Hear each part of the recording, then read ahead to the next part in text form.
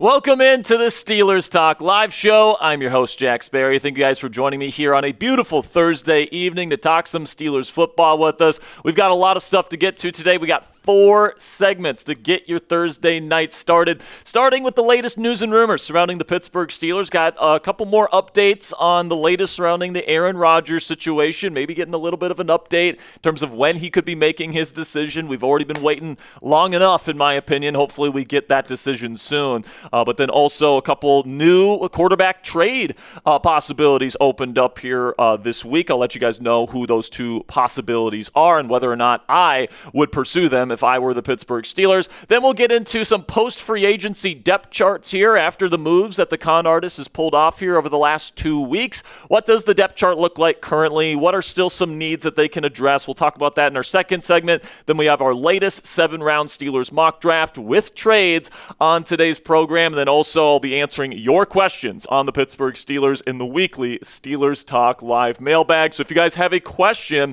that you want to get on the show today, make sure you guys use hashtag Steelers down there in the live chat room. The real ones know what to do. If you got a question, make sure you guys use hashtag Steelers down there in the chat to get your question on the show for free. Otherwise, if you want to guarantee your question gets on the show today, the only way to do that is if you super chat. So if you don't know how to super chat, you can click that symbol down in the live chat room that looks like a dollar bill. You click that button, you put in a dollar amount, you send it in, and you put your question in the comment itself. You do those things, we'll make sure to get your question on the mailbag here this afternoon. I see we already have a couple of super chats that we need to get to. We'll get to those here in just a moment. But first, I want to see who's all here. Who are the real ones tuned in at the beginning of today's show? Spam those me's in the chat for a shout out. Make sure you guys click that thumbs up icon before you start spamming those me's. We got over 200 people watching live right now. Only 21 people have liked the show. We cannot get to our first segment today, guys, until we have 50 likes. So make sure, if you're watching the show, that you click that thumbs up icon. It takes a half second of your time, helps out the channel, gets this live stream in front of more Steelers fans like yourselves. So let's give some shout outs out here. We got my lovely fiance, Cassie Voth, in the chat. We got Paranormal in the Funhouse. We got Eugene Payne. We got Dominic. We got Cheese. We've got, they're going so fast I can't even read them. Kermit is my God. Czar Craig. We've got Cheese. Deshaun. We've got D-Lo. Dominic. Taco Man. Rez. We got Cheese. Dominic. Matthew. D-Lo. Brad. Kevin Biro. We've got Rad Doctor in the chat. What's up, Rad Doctor? We've got Matthew Dokes. I hope I'm saying that right. Ryan's in the chat. Emmanuel. Preston. Tristan White. Ashton, David, Christopher, Manuel, Preston. We got a good crew. Steelers fans ready to talk some football today. Now, before we get into the content today, guys, I do want to let you guys know about the various ways that you can get some of our Steelers Talk merch. I'm actually wearing our Steelers Talk logo t-shirt today for the show. But if you guys want to purchase a Steelers Talk hat, I've got the hat that's right here. It's that little rope design and everything. It's a little trucker hat. If you guys want to purchase one of these are $25 in a Venmo or PayPal donation to @Jack-Sperry or @Captain Jackrabbit. Also, if you put in a Venmo or PayPal donation today, you get to skip the line in terms of the questions being asked on live. So if you want to skip the line, you guys can send in your question via Venmo or PayPal. Unfortunately, we wouldn't be able to put it up on screen, but you would be able to skip the line if you send in your donation via Venmo or PayPal. And if you send in a $25 Venmo or PayPal donation or more, you guys can walk away with a Steelers Talk hat at the end of the show today. Really do appreciate your guys' support on there. And then we've got a whole collection of Steelers Talk apparel on our website right now for you guys to check out. You guys can go to chatsports.com/STmerch. I know Ponzi's going to put that link down there in the comments and description of today's show for you guys to click on if you guys want to get a Steelers Talk t-shirt like the one I'm wearing. If you want to get an F the Ravens t-shirt, I think we have one of those coming in the mail here pretty soon for me to wear on the show. We've got a bunch of other stuff on there as well, the married into this collection. We've got all of our great Steelers Talk content, or not content, merch on our website right now. You guys can go chatsports.com/STmerch to help support the channel. I greatly appreciate all of your guys' support. All right, man. Well, we can get to some super chats now before we get into our first segment of the day. So make sure you guys get those super chats in if you got something you want to put up on screen. I know I saw my guy Bernard come in with a super chat. There it is, $2 as always. Bernard says, do you agree with Rod Woodson about Aaron Rodgers? So for those of you that are not aware, Rod Woodson, obviously Steelers legend, said he's tired of waiting on a decision from Aaron Rodgers and that they should just move on and all this different stuff. I understand the frustration. I feel the frustration myself as a fan, but we do not have privy to the information of what the Steelers know. Like, we're not the ones having conversations with Aaron Rodgers. We don't know where his mind is at right now or when he plans on making a final decision. Like, for all we know, he's talked with Mike McCarthy and Omar Khan, and there's like a kind of wink-wink understanding that he is for sure going to be the starting quarterback next year, and we're just kind of left in the dark on that. And because as fans, we don't like being left in the dark. We like to know things, and obviously in today's culture where it's like, we got to know information right now. We can't wait for things. Like, we have to know things immediately. I think that it can be frustrating as a fan, absolutely. And Woodson certainly has, his right to his opinion, absolutely. He's a fan just like the rest of us. He doesn't have the inside information. But I think based on the behavior that we've seen from the Steelers, how they apparently didn't even pursue Malik Willis or Kyler Murray in free agency this year. They kind of said no thanks to both of those guys.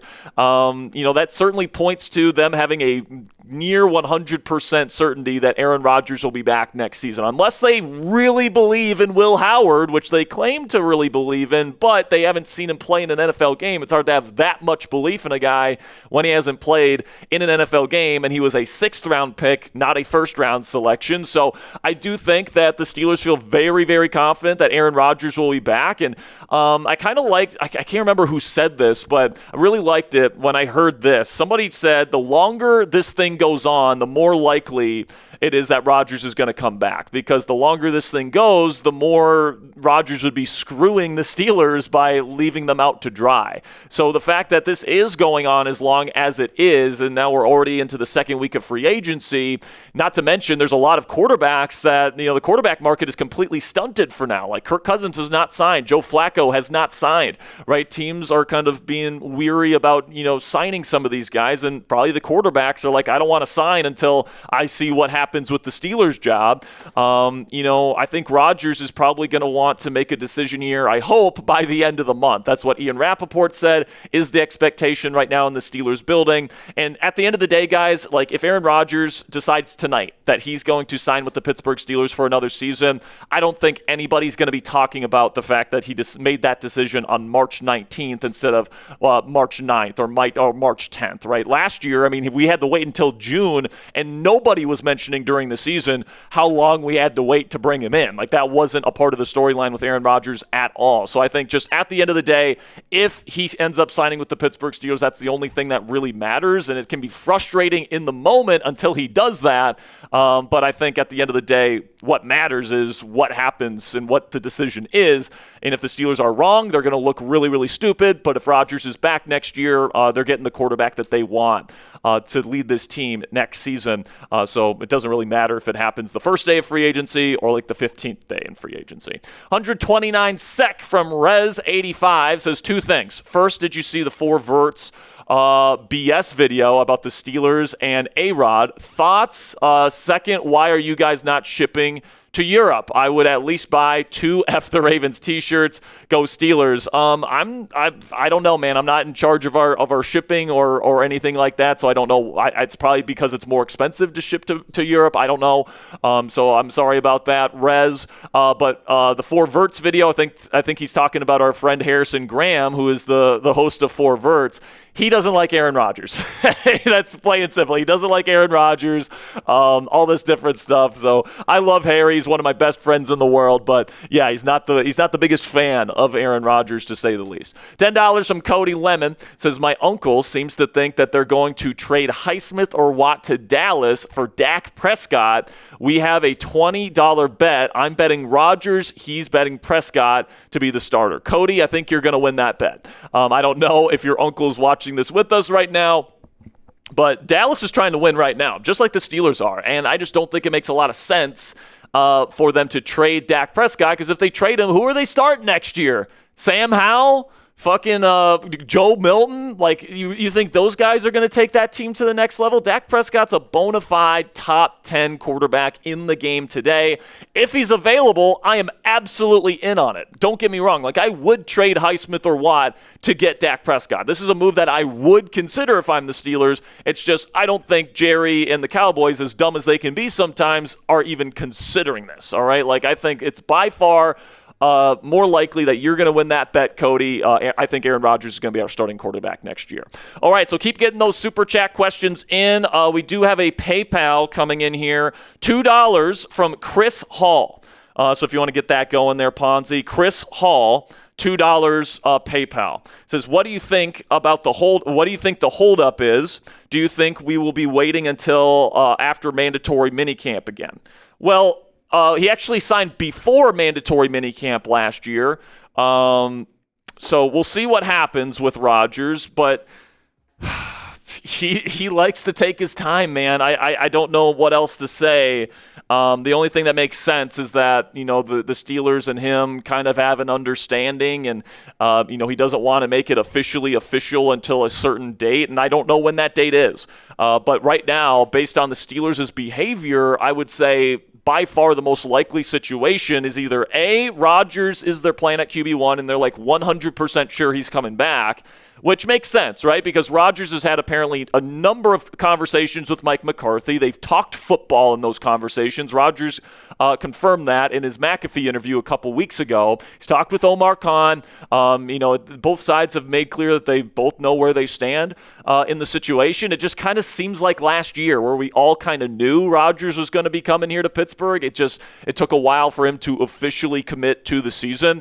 Now, something that I will say is that the offseason program begins on April 21st, okay? And it's a new coaching staff coming in, and it's going to be new verbiage, and it's going to be a lot of new for the rest of the team. And Aaron Rodgers is already an expert in Mike McCarthy language, right? So I think it would be very helpful for Rodgers to be there, even during the voluntary portions of the offseason, to kind of translate and kind of help the rest of the team, get on the same page during that time. But it's also been pretty well established that Rodgers hates the non-mandatory portions of the offseason because he feels like they're not, voluntary and when it comes to the fan base and when it comes to the media, because if you don't go to those, people think, oh, you're not a team player, you don't love football, you don't want to, go to Pittsburgh and spend part of your offseason getting ready for the next season. And I don't think Rodgers wants to be painted in that light. But the thing is, if you're not signed to the team, I think you're painted in even a worse light, right? Because people are saying stuff like you're holding the team hostage and stuff like this.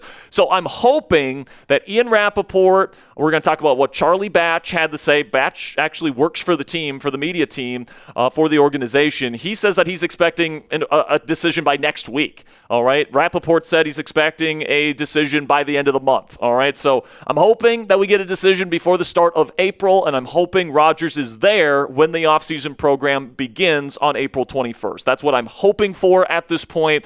But, Chris, it is Aaron Rodgers. I guess we'll just have to see what he has in store for us this offseason. All right, now let's get into our first segment of the day here on Steelers Talk Live. The latest Steelers news and rumors. It's going to be very quarterback-centric here today, guys. Then we'll get into our post-free agency depth charts for the Pittsburgh Steelers after all the moves that Omar Khan has pulled off here. Then we'll get into my new 7-round mock draft for the Pittsburgh Steelers with trades, multiple trades actually. I think we have 3 trades in that mock draft today. And then also I'm getting to your questions at the end of the show. So again, hashtag Steelers to get a question on the show for free. If you want to guarantee your question gets on the show today, make sure you guys super chat. All right, let's get into it right now. The latest news and rumors on the Pittsburgh Steelers coming at you right now.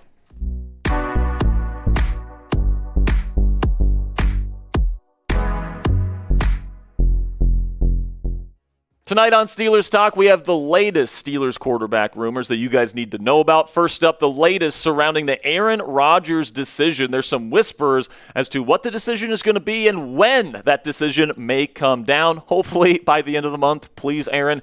But then also we'll get into 2 potential quarterback trade options that have now been made available on the trade market.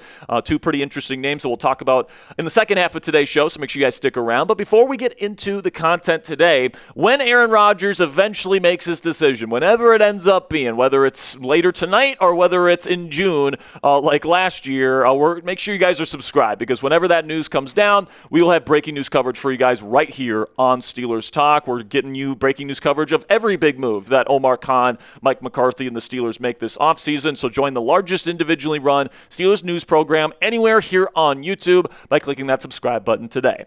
All right, so now let's get to our first kind of whisper when it comes to Aaron Rodgers, which is coming to us from our favorite CBS sports reporter, Aditi Kinkembwala, who was on Pittsburgh radio again. If you'll remember, we did a video a couple weeks ago of her saying that she is like almost 100% sure Aaron Rodgers is going to retire, all this stuff, even though everybody else is pretty much saying the opposite at this point. Well, she went on Pittsburgh radio again this week and doubled down on that report that Rodgers is more likely to retire than to return to the Pittsburgh Steelers here in 2026. This is what Aditi had to say. It feels a little bit different than last year. It wasn't official that Aaron Rodgers was going to show up last year, but the coaching staff kind of all knew that he was going to show up, and that was going to be their quarterback. And it was more of a sort of, all right, let's get him here so we can get to work, less so of a is he or is he not from the inside. I can tell you that I have not, I can't tell you that I have any sort of great read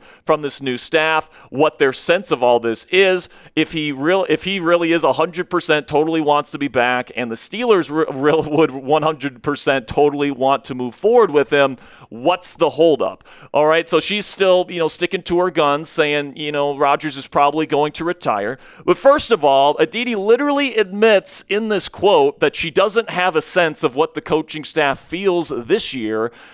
She says it feels differently, but she doesn't have any information on Mike McCarthy and his staff and what kind of communication they've had with Rodgers, and Omar Khan and his staff and what communication they've had with Rodgers. She's just kind of guessing at this point. And then second, she literally said the same thing last year on Pittsburgh radio, where she was like, oh, if Rodgers wants to go there and the Steelers want him, why hasn't this gotten done yet? And this is exactly what she said last April, which is very similar to what she just said this week. Aaron Rodgers is more likely to retire than he is to come to a team that he doesn't believe is a Super Bowl contender. He's had a great career. It's a Hall of Fame career. He's made plenty of money. He's 41 years old. He's got tons of other interests. He's a vicarious reader. He's curious about the world. If Aaron Rodgers is all in on the Steelers, if Aaron Rodgers said, the place that I'm going to go help reestablish an offensive identity, reestablish leadership on offense, change some of the culture from what we've seen from the wide receiver group,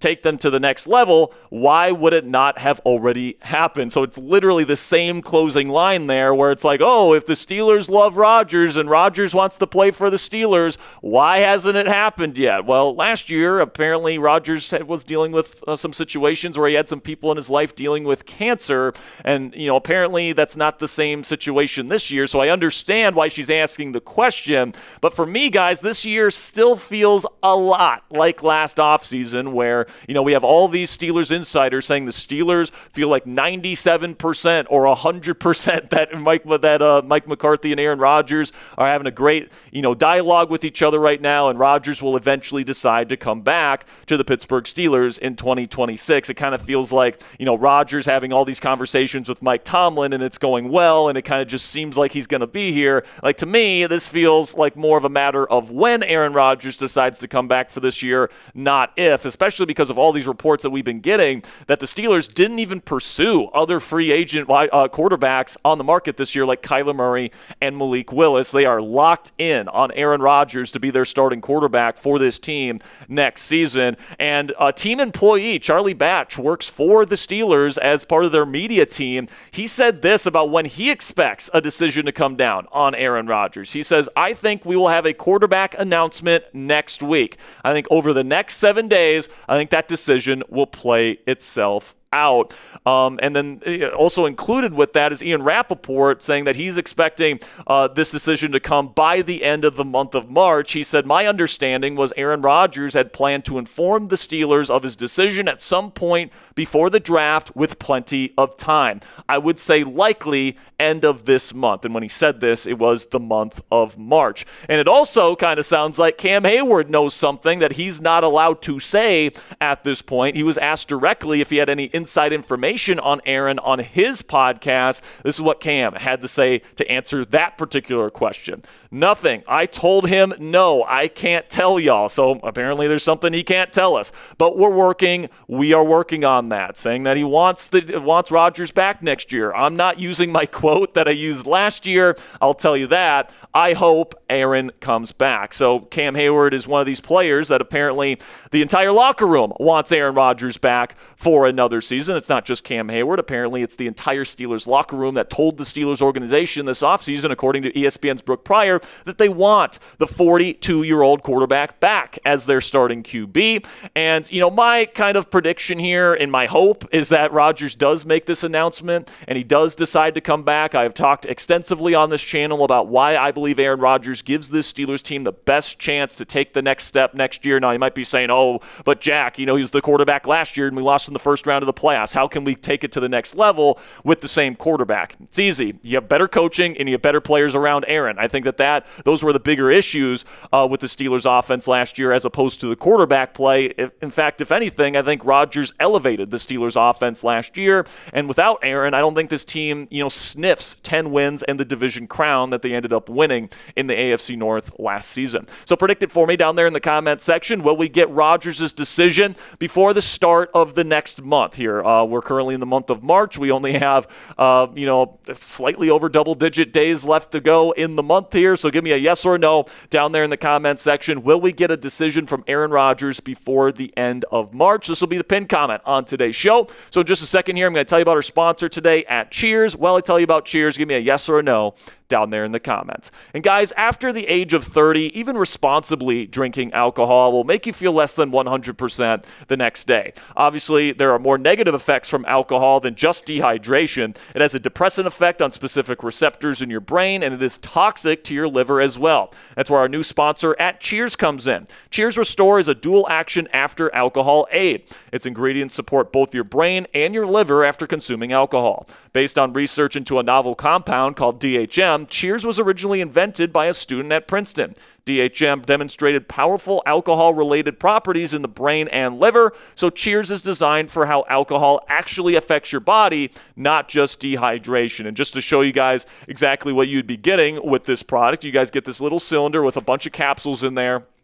It looks really good. And my coworkers here at Chat Sports, obviously a lot of the other channels here at Chat Sports do a lot of drinking, specifically on our watch parties for NFL, on game days. And, sometimes, they're past the age of 30 and they don't feel great the next morning. But once we started implementing Cheers to the routine here at Chat Sports, it's been much more productive Mondays after NFL watch parties. And don't just take my word for it or my coworkers' word for it, guys. Cheers has appeared on Shark Tank, is sold in over 30,000 stores worldwide, including Walgreens, CVS, 7-Eleven, and Circle K, and they've sold over 50 million doses. Cheers' promise to you is simple. You'll feel about 50% better the next day or your money back. Basically, 2 drinks feel like 1 the next morning. All you do is take 3 capsules after your last drink or before bed, and I want to be 100% clear with you guys, this product is not for college binge drinking. If you have 12 tequila shots, you're probably still going to feel rough the next day. But if you're a normal adult, responsibly drinking 2, 3, or 4 drinks on any given night, you'll feel significantly better the next morning with Cheers. So have your same nights out, only with way better mornings with Cheers today. For a limited time only, our listeners are getting 20% off their entire order by using code CHAT at cheershealth.com. Just head on over to cheershealth.com and use code CHAT for 20% off. After you purchase, they'll ask where you heard about them. Please support our show and tell them that we sent you. And a big thank you to Cheers for sponsoring today's edition of Steelers Talk. So we've seen 2 veteran quarterback moves here over the last 48 hours or so in the National Football League. Andy Dalton was traded from the Carolina Panthers to the Philadelphia Eagles, and Carson Wentz re-signed with the Minnesota Vikings, indicating that these guys are going to be their veteran backups this year and that they are open for business and they are open to trading some younger quarterbacks here that might be available for the Pittsburgh Steelers or anybody else to trade for this offseason, including Tanner McKee and J.J. McCarthy. And if you think about it, guys, maybe a potential reason that the Steelers are willing to wait around a little bit here for a decision from Aaron Rodgers is because there is still a number of potential quarterback trade options out there on the market to potentially pursue if Aaron Rodgers decides to retire this offseason. You guys can take a look at the number of different options. Now, I'm not saying that any of these options are particularly great options, right? I would say that pretty much every single person on this list has their risks and has their issues, and I'm not even sure if anybody on this list would be particularly successful as the starting quarterback of the Pittsburgh Steelers. But I would say that all these guys have been thrown around in some trade rumors with the Steelers attached to those over the last few weeks or so, specifically Mac Jones, who I think is probably the best option on this particular list. Let's just talk about the two names that have become available here over the last 48 hours, starting with Tanner McKee. Personally, guys, I'm not a big fan of it. I'm not gonna lie to you, man. He's shown some flashes in the preseason. He's shown some decent things in the regular season, even though last year he played a little bit, did not look good in the regular season for the Eagles. I don't know, man. He doesn't bring a lot of mobility to the table. I just see him, even at his ceiling, as somebody that's a bit capped in what he can be as a starting quarterback at this level. He kind of reminds me of Davis Mills, if I'm being completely honest with you. But then J.J. McCarthy is somebody that's still young, 23 years old, was a top 10 overall pick, Vikings traded up for him in 24 just a couple of years ago, and he is still very young, right? Only 10 NFL regular season games under his belt, and let's just face it, guys, it was not good for him last year, and his reputation as a quarterback and a quarterback prospect has really taken a dip because of it. You guys can take a look at the numbers last year, and yeah, he had a pretty high big-time throw percentage, but so did Anthony Richardson the one year where he was a full-time starter, and he had, obviously JJ would push the ball down the field, but he would also put the ball in harm's way, 35th in turnover-worthy play percentage, 36th in adjusted EPA per play, 36th in success rate, 39th in completion percentage over expected, and he's got a lot to work on, man. He's not a great mental processor, not a great decision maker. He has terrible pocket footwork. I don't really love his upper body mechanics either, if I'm being completely honest with you. I think he was carried in his college career by an excellent supporting cast at Michigan. Only had to throw it less than 20 times a game, and they would win by 30. That's just not an environment to get you ready for the National Football League, in my opinion. And despite having a great head coach, an offensive play caller in Kevin O'Connell, who's won Coach of the Year, despite having a defense led by Brian Flores, which was top 10 in football last year, despite having the best receiver in football to throw to, and Justin Jefferson, and one of the best wide receiver twos in Jordan Addison, he put up those crappy numbers, right? So how would he do here in Pittsburgh, where the help isn't as good as what he had there in Minnesota? Now, maybe he fixes some of the pocket footwork and the throwing mechanics stuff, and the accuracy gets better. There's just a lot of similarities to me, guys, on the film between J.J. McCarthy and what we saw from Kenny Pickett in his one season as the starting quarterback here with Pittsburgh. And there's a reason why Pittsburgh moved off of him. It was the right decision to move off of him. Kenny Pickett's a backup quarterback at this point in his NFL career, and I don't really see him becoming magically a starting quarterback all of a sudden. You guys can take a look, kind of a nice baseline for what a trade for J.J. McCarthy might look like is what the Steelers did to get rid of Kenny Pickett in 2024 during that offseason. You had a 3rd and 4th round pick swap. The Steelers, also gave, I believe this graphic's wrong. I think the Eagles were the ones that got the 7th round picks. That's my mistake there. Never mind. No, the Steelers got the 7th round picks. I'm an idiot. But, Kenny Pickett was not a good starting quarterback, guys. The Eagles traded for him to be a backup. This wasn't even a trade to get Kenny Pickett in as their starter. So I don't think that, a trade for J.J. McCarthy would cost the Steelers all that much. Obviously Pickett in this deal, according to the draft trade chart, values him at the 121st overall pick, and that's in round 4. Guess who has the number 121st pick in this year's draft? That's right, the Pittsburgh Steelers. So this could actually be pretty clean here. If the Steelers like J.J. McCarthy and they want to trade for him, they could just offer up pick number 121 to the Vikings, and that could be it. And J.J. McCarthy is the next starting quarterback of the Pittsburgh Steelers. But in my opinion, guys, trading for J.J. McCarthy would be a ginormous mistake for the Pittsburgh Steelers. Now, obviously, it's not that big of a risk because you're just giving up a fourth-round pick. It's not that high of a pick. And if McCarthy stinks and the Steelers stink next year, then you could, turn to Will Howard at the end of the season, see how he does, and then if he stinks, you could just draft your quarterback of the future in the NFL draft. I understand the reasonings why you would do this. I just don't think the chances of J.J. McCarthy magically fixing all the problems in his profile on film are going to come to fruition in just one season. Now, maybe if he spends a year behind Aaron Rodgers and fixes his throwing mechanics and his pocket footwork completely and learns how to mentally process an NFL defense, maybe he would have a chance. But, there's a lot of room to go there. And honestly, I think I would rather go with Will Howard as my starting quarterback next year than J.J. McCarthy. At least Howard has had a year to sit, learn, and develop behind one of the greatest quarterbacks of all time in Aaron Rodgers, who claims that Howard learned a lot in his rookie season, even though he didn't hit the field. I think that Howard probably is further along in his development, is probably more ready to play than J.J. McCarthy is at this respective time in their given careers. And if you start Howard next year instead of J.J. McCarthy, obviously you don't have to give up the fourth-round pick in order to get your starting quarterback. So let me know what you guys think down there in the comments section. Are you a fan of the J.J. McCarthy, to the Steelers idea? Are you not? Let me know your thoughts down there in the comments. Give me an A for accept or D for decline. For me personally, guys, I'm easily declining that trade and going in a different direction if Rodgers retires. But let me know what you guys think down there in the comments section. And that'll be it for today's edition of Steelers News and Rumors, brought to you by Chat Sports. Thank you guys for joining me here today. Make sure you click that subscribe button if you haven't already. And until next time, guys, here we go, Steelers. All right, first segment in the books here, ladies and gents. Got over 400 people watching live. Still got 3 more segments to go here. All right, so make sure you get your questions in for the mailbag, which is coming up at the end of the show. Now let's catch up on some Super Chats. Bernard Nixon with a 5 says, do you think Woodson hates Rodgers? And does Rodgers care about what Rod said? Because I love Rod and A-Rod too. No, Rodgers doesn't care.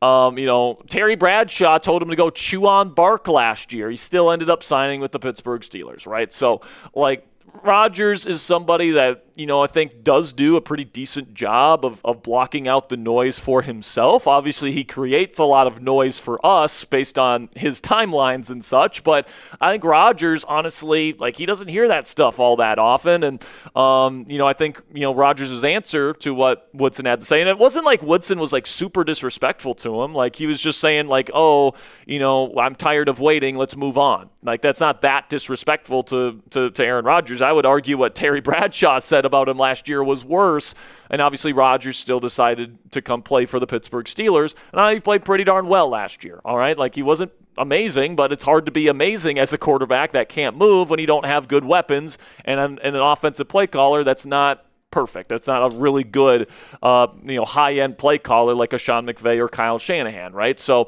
I don't think Rodgers cares about it. I don't think Rod, cares about, what Rodgers thinks either.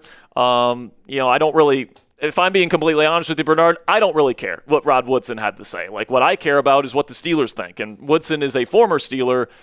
He's not a part of the organization right now. So, he absolutely has his, he's entitled to his opinion about, what the Steelers should do. And in his opinion, the Steelers should move on. But, my question to Rod Woodson is, what option out there is better for the team in 2026? If you are nearly 100% sure that Aaron Rodgers is going to come back next season based on the conversations you've had with him, does it make a lot of sense to just say, fuck our best option for next season, let's move on just for the sake of moving on? I don't know if that's the best strategy. I understand it would give you the most immediate answer, but for me, that's not the way that the Pittsburgh Steelers should go, especially if they have a strong inclination that Rodgers will eventually decide to join the team this year. And, Woodson's also a part of the Ravens broadcast team. That's interesting. Now, I don't think that's a covert thing where he's trying to screw up the Steelers. He's a Steeler for life, but that is an interesting tidbit there for sure. All right, was that the one Super Chat? We got another one? All right, the only key with a $5 Super Chat Says, as a Michigan fan, JJ got carried by our defense and run game. That's what I've been trying to say. This is why I had a round 2 grade on JJ McCarthy. Like, he's got some interesting tools. I'll give him that. Like, he's not tiny, and he's got a pretty decent arm in terms of the arm strength, but he doesn't throw with touch. He's got awful throwing mechanics, in my opinion. He leans really, really hard into his throw, which affects his accuracy. He overstrides. His pocket footwork is a mess. His mental processing ability is not great. He's got a long way to go. So like I said, man, I actually think Will Howard has a better chance to become like a top 15 level franchise quarterback than J.J. McCarthy does, because at least Will Howard's had a year to just sit and learn and practice and fix some of the issues that he had from Ohio State, because he had his issues, right? He wasn't a great mental processor at Ohio State. It was a very college-esque offense, and it was important, I think, for him to have a year learning from one of the greatest mental processors in the history of the game to learn how to, do pre-snap process and post-snap process and, how to do footwork correctly and, have proper upper body throwing mechanics to throw a consistent spiral like Rodgers does. Like, now, especially if Rodgers comes back for another season, I particularly like Will Howard's trajectory here, because now he gets an opportunity to learn from one of the greatest, quarterback developers of the last 2 decades in Mike McCarthy. I know that people don't want to give McCarthy credit for the Dak Prescott and the Aaron Rodgers things because he didn't draft them. But, did you see what Aaron Rodgers and his mechanics looked like in college? He had, the ball up by his ear hole. And, he fixed his footwork when he got to Green Bay with his QB camps and, fixed his ball carriage and his throwing mechanics. And, Rodgers has spoken, very extensively of how much Mike McCarthy helped his development. Rodgers obviously always had the mental capacity, always had the physical potential, but it's about getting a coach that can realize that potential, right? And I think so many people just think, Aaron Rodgers was already going to be one of the greatest quarterbacks of all time, no matter who his coach was. And that's just such bullshit, man. He needed to grow coming out of Cal, and Mike McCarthy helped him do that. And, he helped Dak Prescott, who was an okay starting quarterback when he got there. I don't think he was a top 15 guy. Was somebody that was heavily dependent on having a good run game and a good defense to have success. And by the time McCarthy left, Dak Prescott was a top 10 quarterback in the game and one of the most surgical passers in football. And Dak Prescott has spoken pretty extensively of how much Mike McCarthy has helped him. So having Mike McCarthy in the building and Aaron Rodgers in the building to help Will Howard's development, I kind of like the idea, honestly, of Howard having another season, kind of doing the Aaron Rodgers, Jordan Love kind of deal here, where you have a quarterback that you believe in and you think has enough physical talent to start, but you give him 2 years to learn and to develop before his time is up. And then when it's his turn, he can step into the role. And maybe, just maybe, Will Howard could be a decent starting quarterback for the Pittsburgh Steelers. It's a possibility. I'm not going to rule it. I'm not going to rule that out.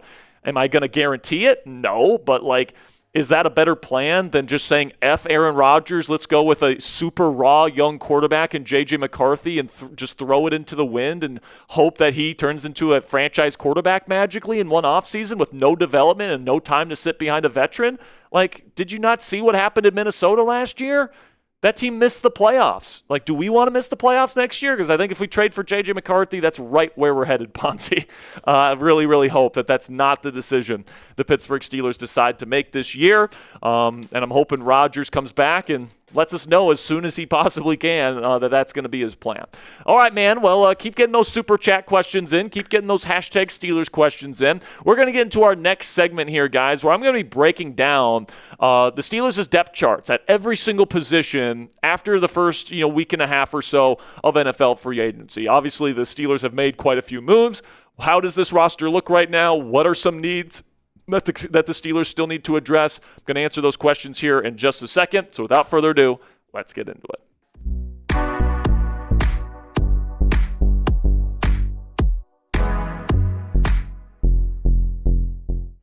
Welcome into Steelers Talk. I'm your host, Jack Sperry, and today I'm going to be breaking down the Pittsburgh Steelers' updated 2026 depth charts after the first week and a half or so of NFL free agency. Again, to this point, the Steelers can still sign players. There's still good players available in free agency for the Steelers to consider.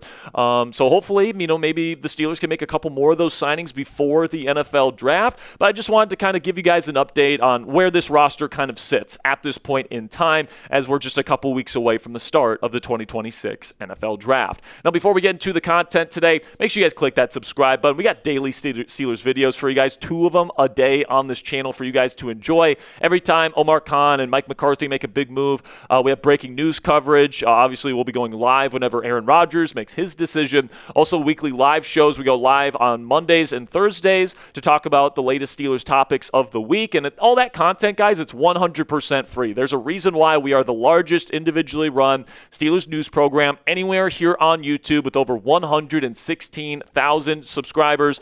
So help us get to 117,000 here by clicking that subscribe button today for free.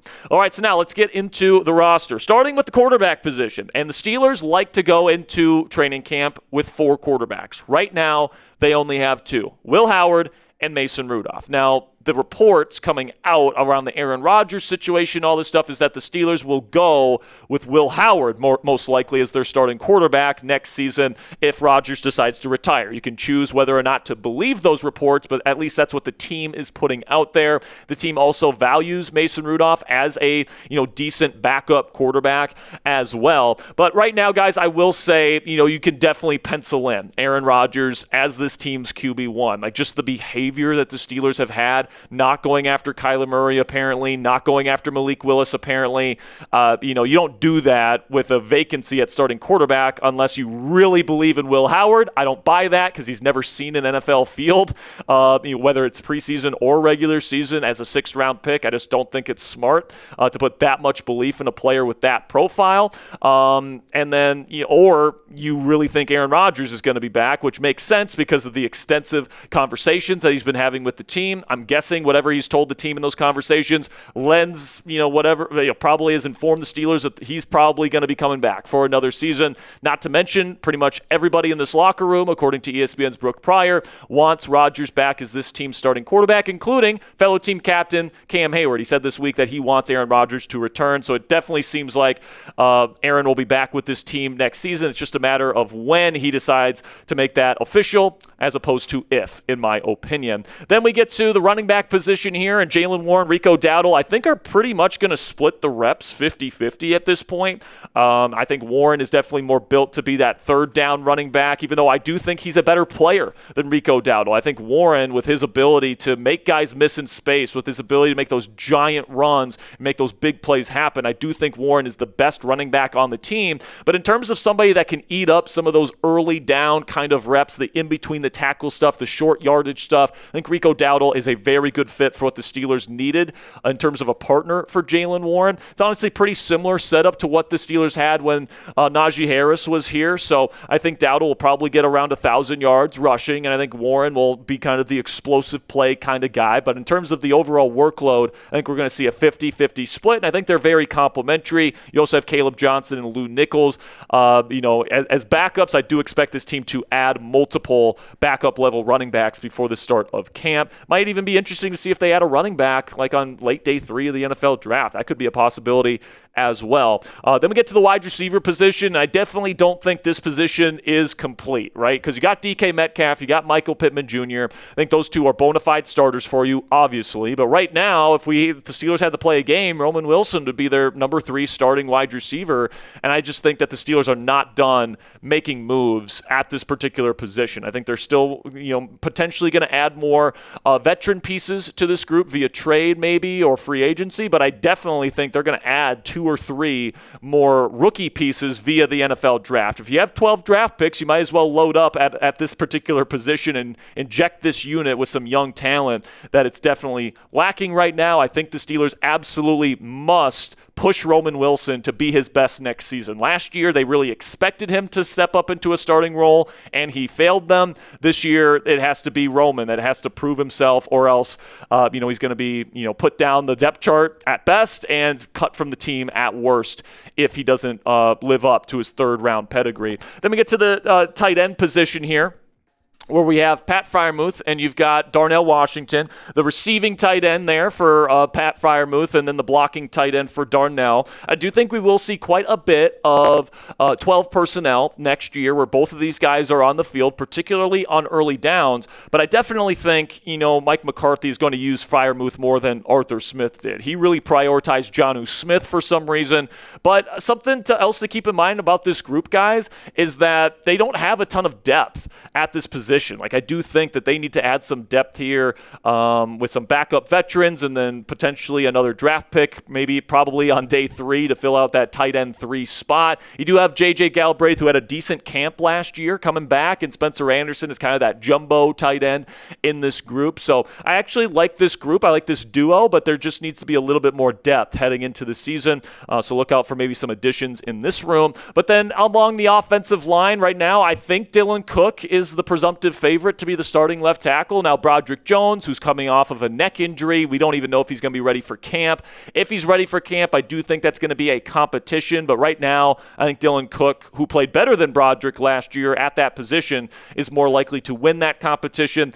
I've been saying on this channel that this team needs to go get a left guard for a while now. Spencer Anderson is fine. When he's had the step in, he's been okay, but he's been far from like a good starting level player when he's had the start at guard for us. So I do think that this team needs to make an addition, whether it be very early in the draft with like a Venga Iwane from Penn State, or whether it's bringing in a Joel Bitonio or a Brock Hoffman or somebody like that in free agency. Still think you need some more depth along the interior of that offensive line. But then you got Zach Frazier, Mason McCormick, Choi Fa'utano. That's a really solid right side of your offensive line. But right now, I think that the depth is a little bit wanting for the Pittsburgh Steelers on this roster along the offensive line. I hope that they add to this via the draft and free agency moving forward. So let me know what you guys think down there in the comment section. How confident are you that the Steelers will have a top 10 offense in the NFL next season? Put it on a scale of 0, meaning no chance they're a top 10 offense, to 100, meaning that they're definitely going to be a top 10 offense. This group's going to be great under Mike McCarthy. Let me know what you guys think down there in the comments for today's pinned question. In just a second here, I'm going to tell you about our merch game that we have here on Steelers Talk and all the great stuff that we have on our website. While I tell you about our merch, give me a number between 0 and 100 to answer today's pinned question. And if you guys want to check out our collection of merch that we have on our website right now, you guys can go to chatsports.com/stmerch. That link is down there in the comments and description of today's show. And this is a fantastic way to help support the channel, and you guys get an awesome t-shirt to wear out to barbecues and to Steelers training camp in Latrobe and Steelers games and just wearing around the house. Like we've got, I'm actually wearing the Steelers Talk logo t-shirt today. We've got F the Ravens t-shirts for Steelers versus Ravens game days. We've got married into this collection for your special someone as well. So if you guys want to get a piece of Steelers Talk apparel, we got a lot of cool merch stuff coming up here pretty soon as well, guys. So go chatsports.com/stmerch if you haven't already to pick up something from our collection today and help support the show. All right, going next here to the defense. Let's start with the trenches here for the defense. And obviously, Patrick Graham, Mike McCarthy have said that they're keeping the 3-4 base defense here in Pittsburgh. And when they are in base and they have that 5-man front that Steelers fans know and love from the Mike Tomlin and Terrell Austin era, you're going to have Alex Highsmith, TJ Watt as your outside linebackers, Cam Hayward and Derek Harmon probably on early downs in particular at the defensive end spot. And then they bring in Sebastian Joseph Day to be that kind of workhorse on the early downs here, to be that run stuffer with the long arms and the run stuffing ability that he brings to the table. I think we're going to see a lot of him on early downs with Keanu Benton rotating in on passing downs. And then I actually think we're going to see a lot of 4-man fronts for the Steelers this year. Because I think they're going to play a lot of big nickel. We'll talk about that once we get to the secondary with Jalen Ramsey playing that big nickel spot. But when they're in their 4-man front, which I think will be way more than in years past, you're going to have Highsmith and Watt as the defensive ends with Cam Hayward and Derek Harmon being the starters at defensive tackle. But obviously, you're going to rotate in Sebastian Joseph Day, Y.A. Black, Keanu Benton, those guys that are going to be a part of the rotation as well as rotational pieces. But then we get to the inside linebackers. Right now, it seems like like they're pretty good with their linebackers heading into the year. Now, Patrick Queen and Peyton Wilson in the previous regime definitely didn't play great. And, I think the hope is now that you get these guys out of the Mike Tomlin, Terrell Austin system, which was frankly notorious for getting the least out of their linebacker talent. And Patrick Graham's been somebody that's gotten the most out of his linebacker talent. Jamal Adams had a career renaissance last year in Las Vegas. Landon Roberts had a pretty decent year in Vegas. He turned around the career of Robert Spillane, and now he's got two uber athletic linebackers to work with here in Patrick Queen and Peyton Wilson. I think that the hope is that those guys can, really get the most out of their game after Terrell Austin really didn't get the most out of them. You also have Malik Harrison, who can rotate in as kind of a thumping early down linebacker. He's good in that role. And then Cole Holcomb can kind of do it all in terms of role, just at a lower level. He's not a great athlete. He's not great in coverage. He's not a terrific run defender, but he's adequate in all of those things. And then you also have Carson Bruner, who you drafted last year, more of a special teams piece. But I think that these are probably the 5 linebackers that they want to go into the season with at this point in time. Maybe they draft a developmental linebacker because Patrick Queen is in the final year of his current contract, and maybe they want to replace him. But right now, I think they're probably pretty good with where this room sits. But now we talk about what the secondary will look like when they're in their base 3-4. I think Jalen Ramsey will play safety when they do go to those base formations, specifically on early downs. Of course, you got Joey Porter Jr., Jamel Dean on the outside, 2 very good, very aggressive man corners. And then Deshaun Elliott, as we know, one of the more reliable tacklers in the National Football League at strong safety. But where I think the Steelers are going to be living most of the time is in their big nickel looks, okay, where you've got Jalen Ramsey going down to play that slot cornerback position, but it's not just a slot kind of nickel role.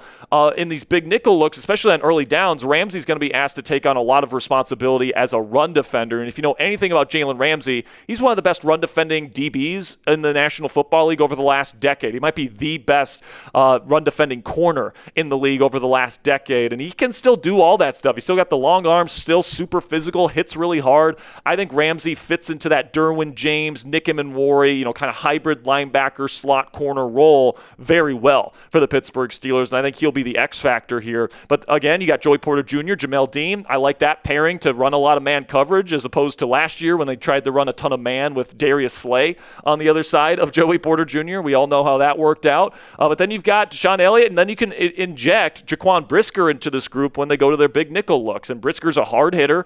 He's not the best in coverage. He does have some missed tackle stuff, but if he's your weak link, you could do a lot worse than Jaquan Brisker as the worst member in your secondary, in my opinion. So I'm very excited to see the marriage of that really good pass rush here in Pittsburgh with all that star talent up front getting after quarterbacks, paired with all this talent we have now in the secondary that's going to be able to cover up some of these top receivers that we face here in the division. But then we get to the special teams unit here. Chris Boswell, of course, is the kicker. I would expect some sort of extension to come for him soon, probably around $7 million a season. He's absolutely worth it. Probably the best kicker in football, maybe outside of Brandon Aubrey, but Boswell's perfect for us here in Pittsburgh. Cameron Johnson, Bill Berg is back as this team's punter. Corliss Waitman is now a San Francisco 49er, and Christian Kuntz is back as this team's long snapper. So fill in the blank for me down there in the comment section. The Steelers have a top blank defense in the NFL right now in terms of roster talent. Let me know what you guys think down there in the comment section. I think this defense is freaking nasty heading into next year, at least in terms from a pure talent perspective, and hopefully new defensive coordinator Patrick Graham knows how to utilize these guys in the right ways. All right, so that's the latest update here on the Steelers roster at this point in the NFL offseason. Of course, we're expecting the Steelers to hopefully make a couple more moves in free agency before the draft, and then obviously this team has 12 draft picks to work with this year, 5 of those being in the top 100. So lots of exciting stuff and lots of exciting moves still to come this offseason for the Pittsburgh Steelers. If you don't want to miss any of those moves, make sure you guys click that subscribe button if you haven't already. Till next time, guys, here we go, Steelers. Second segment in the books here, folks. Coming up next, 7 round Steelers mock draft. We kind of just alluded to the fact that we have 12 draft picks. There's going to be a lot of I think there's going to be a lot of movement from the Steelers in the draft this year in terms of trading, because I just don't think that anyone necessarily needs 12 draft picks, right? Like nobody necessarily needs to have that many, rookies come in at one time. Nice to have them, though. It's nice to have them, and it gives you freedom to move around the draft. You can trade down. You can trade up. Specifically trade up because you can package picks together to go get a player that you specifically want. So I do think we'll see some of those moves happen. I am projecting a couple of those moves in this mock draft here, guys. So if you haven't already, get your question on the show, #Steelers or Super Chat to get your question on the Q&A today. If you only put #Steelers, then your question might not make the mailbag. The only way that your question for sure makes the mailbag is if you guys Super Chat. So just keep that in mind. Appreciate all the support. Now let's catch up on some Super Chats before we get into the mock draft. Mexamander with a 2 says, I don't think Will Howard will be the next Brady. If I had to guess, Mexamander, I'm right there with you, right? Like the chances that Will Howard turns into a legitimate franchise quarterback, let alone the next Brady, like nobody's been a Brady. Brady's a one-of-one career. Like he has won more Super Bowls than any team has won in the Super Bowl era. One player, all right, limited amount of years, right? 23 years, I believe it was, in the National Football League, and he ended up winning 7 Super Bowls out of those 23 years. Like, that is an insane number. That's almost 1 in every 3 seasons Tom Brady won a Super Bowl. So, like, I'm not expecting Will Howard to be the next Brady. So I'm right there with you on that. But with the development that he's been able to have here in Pittsburgh, now you got a QB developer here in Pittsburgh and Mike McCarthy, and he's already had a year under his belt working and learning under Aaron Rodgers. Like, is it completely impossible that he could develop into a franchise quarterback for this team once he gets his chance? I don't think it's impossible. I don't think it's a good strategy to move forward with him as your bona fide starter this year just because no team in the history of football has had success rolling with a former 6th-round pick quarterback that has never played in an NFL game and just trusting that guy to be their starting quarterback. Like, the guys that people mention as 6th and 7th-round quarterbacks that have had success, Brady, Brock Purdy, etc. Actually, there's not much etc. there. Those are really the 2 that get brought up at this kind of late stage in the draft that have had success. They got their chance because there was injuries, right? Drew Bledsoe, Jimmy Garoppolo, and Trey Lance had to get injured for Brock Purdy to get his chance, right? So I for all the people that are like, oh, we don't need any competition, Will Howard's our guy, it's like, what are we talking about here, man? Like, the chances of him being a bottom 5 starting quarterback next year, if he starts next year, are higher than him being a top 15 guy. Like, that's just the reality of the situation, Ponzi. Like the chances of somebody in his first year starting, right? Remember, he'd essentially be a rookie next year. The chances of a 6th-round pick getting his first NFL action as a starter and he's immediately a top 15 starting quarterback. I mean, we haven't even seen a preseason snap from him. Yeah, and I think that's part of the reason why people are really excited about him and like have a lot of positive feelings about him because A, he's a great kid. He is. He's an awesome person. He works hard. He does have some nice physical tools, which is why I still have a flicker of hope for him to be a potential future starter. But like, people haven't seen him play and they haven't seen him stink it up in a preseason game, so they think that he would be good. You know the old saying, everyone loves a backup quarterback until they have to see the backup quarterback play. And I feel like that's kind of what's happening with Will Howard. I think if the Steelers decide to go with Will Howard as their starting quarterback, this kid's going to get flamed for the way that he plays, most likely. Like, who knows? Like, maybe he did take a ton of steps, in his rookie season despite not playing. Like, maybe that's the case. But the chances of that and the chances of that being to the extent where he's a top 15 franchise-level starting quarterback in the league in year 1, which is what he would need to be to fend off the Steelers from drafting his replacement in 27, chances are low. I would say it's less than 10%. So to completely bank your season on a player like that in a win-now season when the Steelers are clearly trying to get Cam Hayward a championship ring before he retires, it's a bad bet. I'm sorry, it just is. So you got to have competition in the room at the very least. I'm not against Will Howard. I think there's a somewhat of a chance that he could be good and he could be a starting level quarterback. It's just the bet and the chances and the likelihood that he turns into that year 1 without competition in the room this year, it's really, really low. $5 from Bernard Nixon says, which team do you think was better in Super Bowl 45, Packers or Steelers? Steelers. Next question.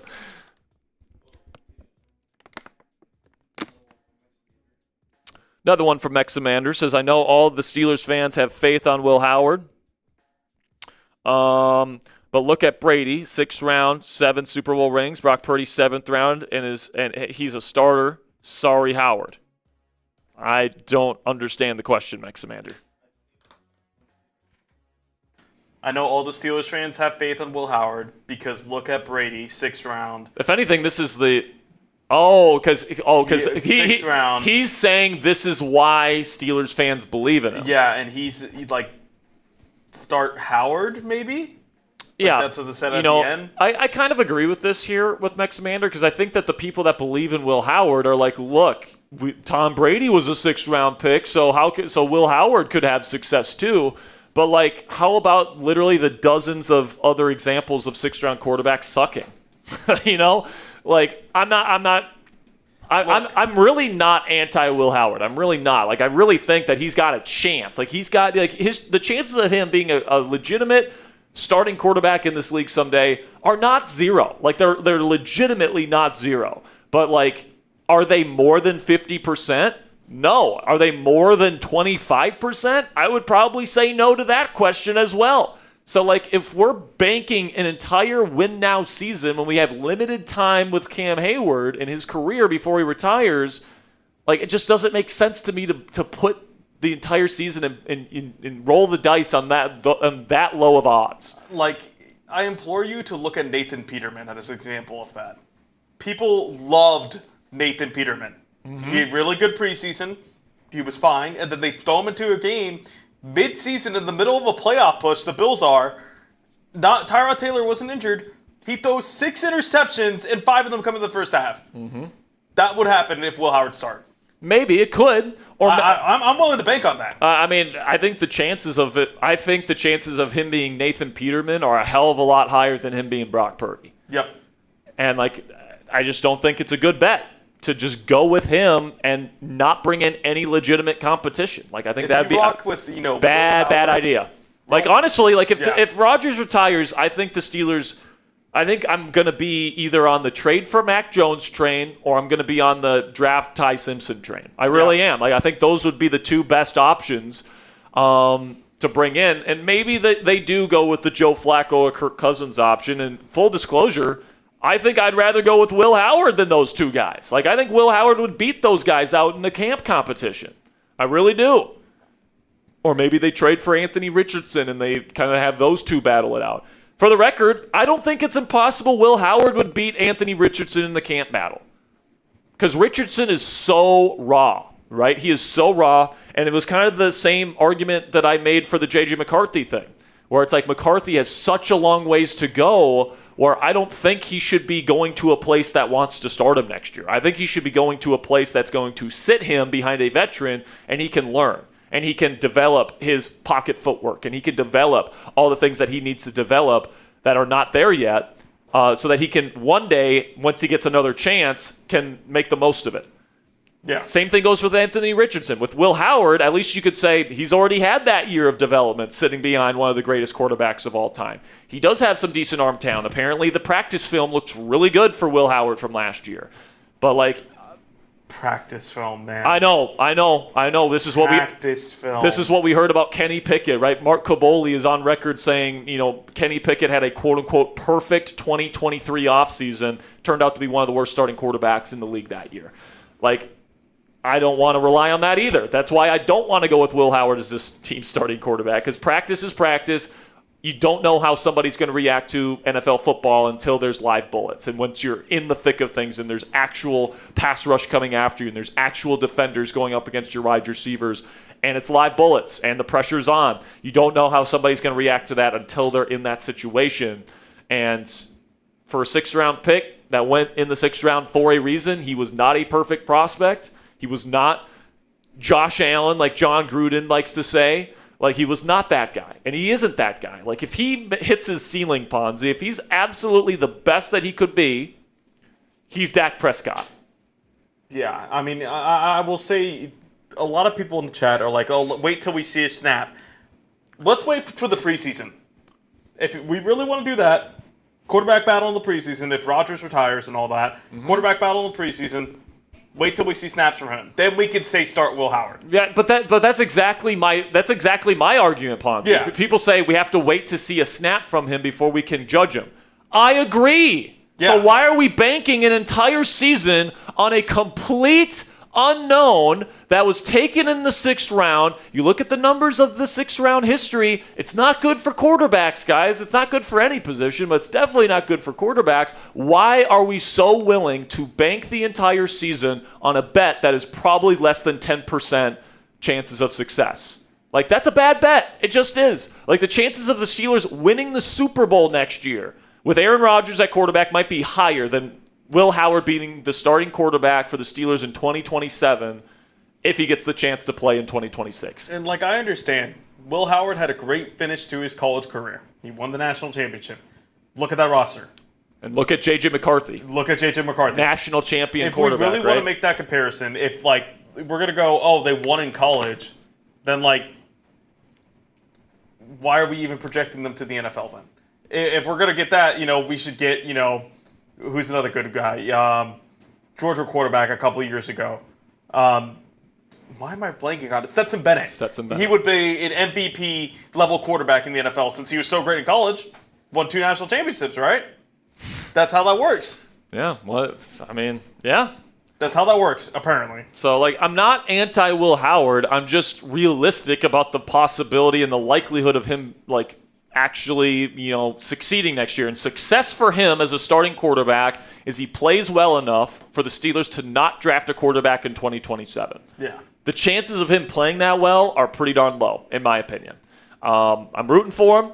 Honestly, with another year of development and Mike McCarthy working with him, and like he has a full year of health and he's not injured and he's just there practicing and he's getting better, like 2027 comes around, maybe he is the guy that they really feel good about. Maybe Rodgers gets hurt for a game or two this year. Howard plays really well in those 2 games, and we feel really good about him being our starting quarterback in 2027. It's just at this point, we have no idea. You are taking a complete shot in the dark to save your wife and kids. All right, this is what it is. Like, this is like what the odds are. It's like your wife and kids are tied up over there. If you don't hit a bullseye, they're dead. You're gonna blindfold yourself. You're gonna shoot it. You like those odds? Because that's essentially what you're doing if you have Will Howard as your starting quarterback next year. And I hate those odds. I hate it.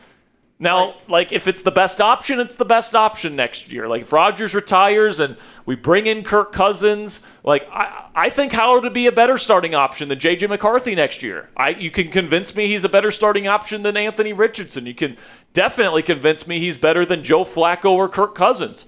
But, when Aaron Rodgers is still a possibility out there, it doesn't even come close.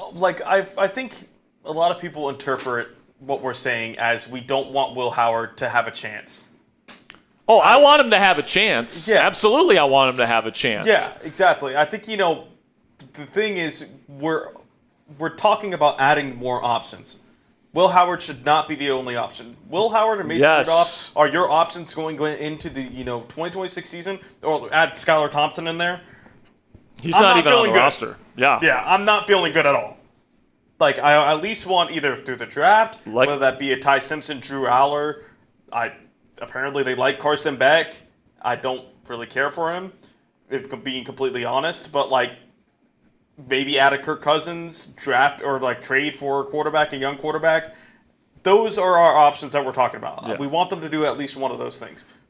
The ultimate goal is just to bring back Rodgers. Yeah, and that's the likelihood. Here's the thing, guys. The Steelers probably would have pursued another quarterback of some kind in free agency if they felt like the chances of getting Rodgers were not very good. The fact that they didn't even pursue Malik Willis, the fact that they didn't even pursue Kyler Murray at the vet minimum tells you Rodgers is their guy, he's the guy that they want, and whatever Rodgers is telling them, it kind of makes them think that he's coming back, for sure. So, it feels like Rodgers will be back, and all this Will Howard discussion, it's not going to matter. All right? It's the most likely scenario at this point is Rodgers is back at QB1. Mason Rudolph and Will Howard battle for the QB2 spot in camp next year, and whoever loses is going to be QB3, and then you got Skylar Thompson on practice squad again. That is the most likely way that the quarterback room looks for the Pittsburgh Steelers next year. And then, hey, if Aaron Rodgers gets injured at some point next season, that's kind of like the environment in which I want Will Howard to get his quote-unquote chance, Ponzi. I don't want his quote-unquote chance to be, he's getting an entire season when we maybe have 2 years left of Cam Hayward and he's desperate to win a championship. Like, the chances of Will Howard leading you to a championship as your only starting quarterback option next year are near zero. They're as close to zero as they can possibly be. All right, I'm not against Will Howard. Like, if Howard goes in there, if Rodgers gets hurt this year and he plays well, I would actually be open to the idea of him being the starting quarterback for the team in 2027. Yeah. Especially if he does it for multiple games. Like, if he has a 2 or 3 game stretch and the Steelers win 2 out of those 3 and they win those games because Howard is playing good football, then he would have a resume to actually look towards and say, look what he could potentially do and be. He's a legitimate starting quarterback in this league. The Steelers don't have any of that right now. Any of it. So this idea that we're just going to say, fuck you, Rodgers, we're going with the 6th round pick that hasn't even taken a snap in an NFL game yet, that honestly was not terrific in college for most of his college career. And when he was good, it was with an incredible supporting cast and one of the most stacked rosters in college football history. Like, it's a bad bet. That's all I'm going to say. $5 from Bernard says, Jack, do you think Aaron Rodgers is a Steelers legend for life because he won the North, or does he need to do more for you to say that? I think kind of like ironically we can say it, like kind of how we say Mason Rudolph is a Steelers legend for life. Is Mason Rudolph the most accomplished Steelers quarterback of all time?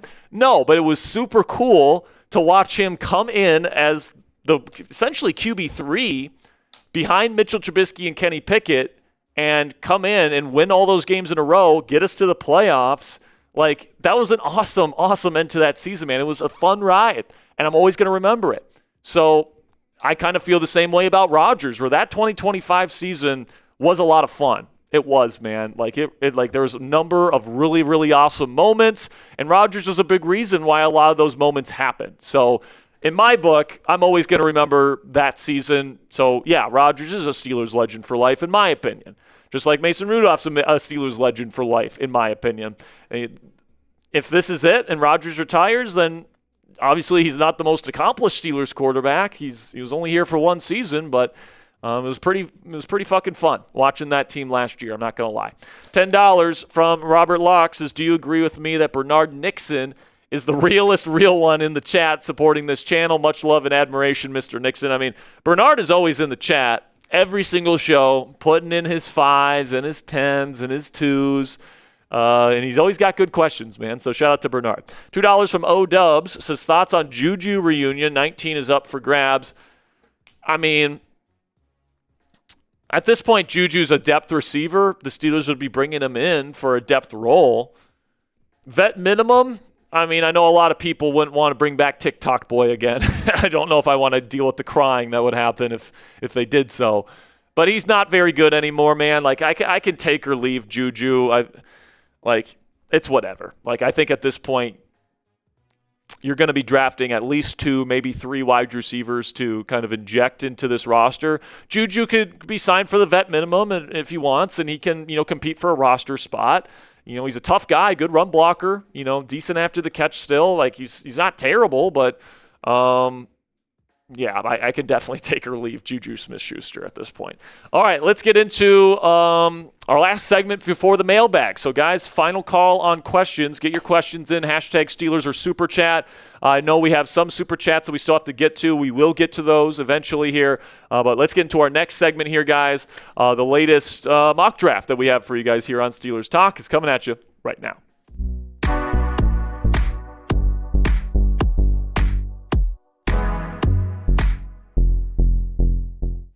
Today on Steelers Talk, I've got my latest 2026 Steelers mock draft. It's our 6.0 version already this offseason.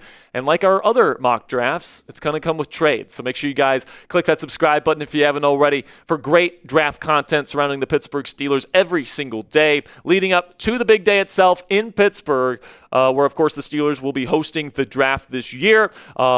And, of course, on this channel, you guys get in-depth prospect analysis pretty much every single day on the top prospects that the Steelers are looking at. Positional rankings. We have a wide receiver positional rankings video on our channel already for you guys to enjoy if you want to check it out. Pre-draft visit trackers every single week to let you guys know which players the Steelers are bringing in for visits. Just like today, we have weekly 7-round mock drafts for your Pittsburgh Steelers. So all that content comes to you 100% free.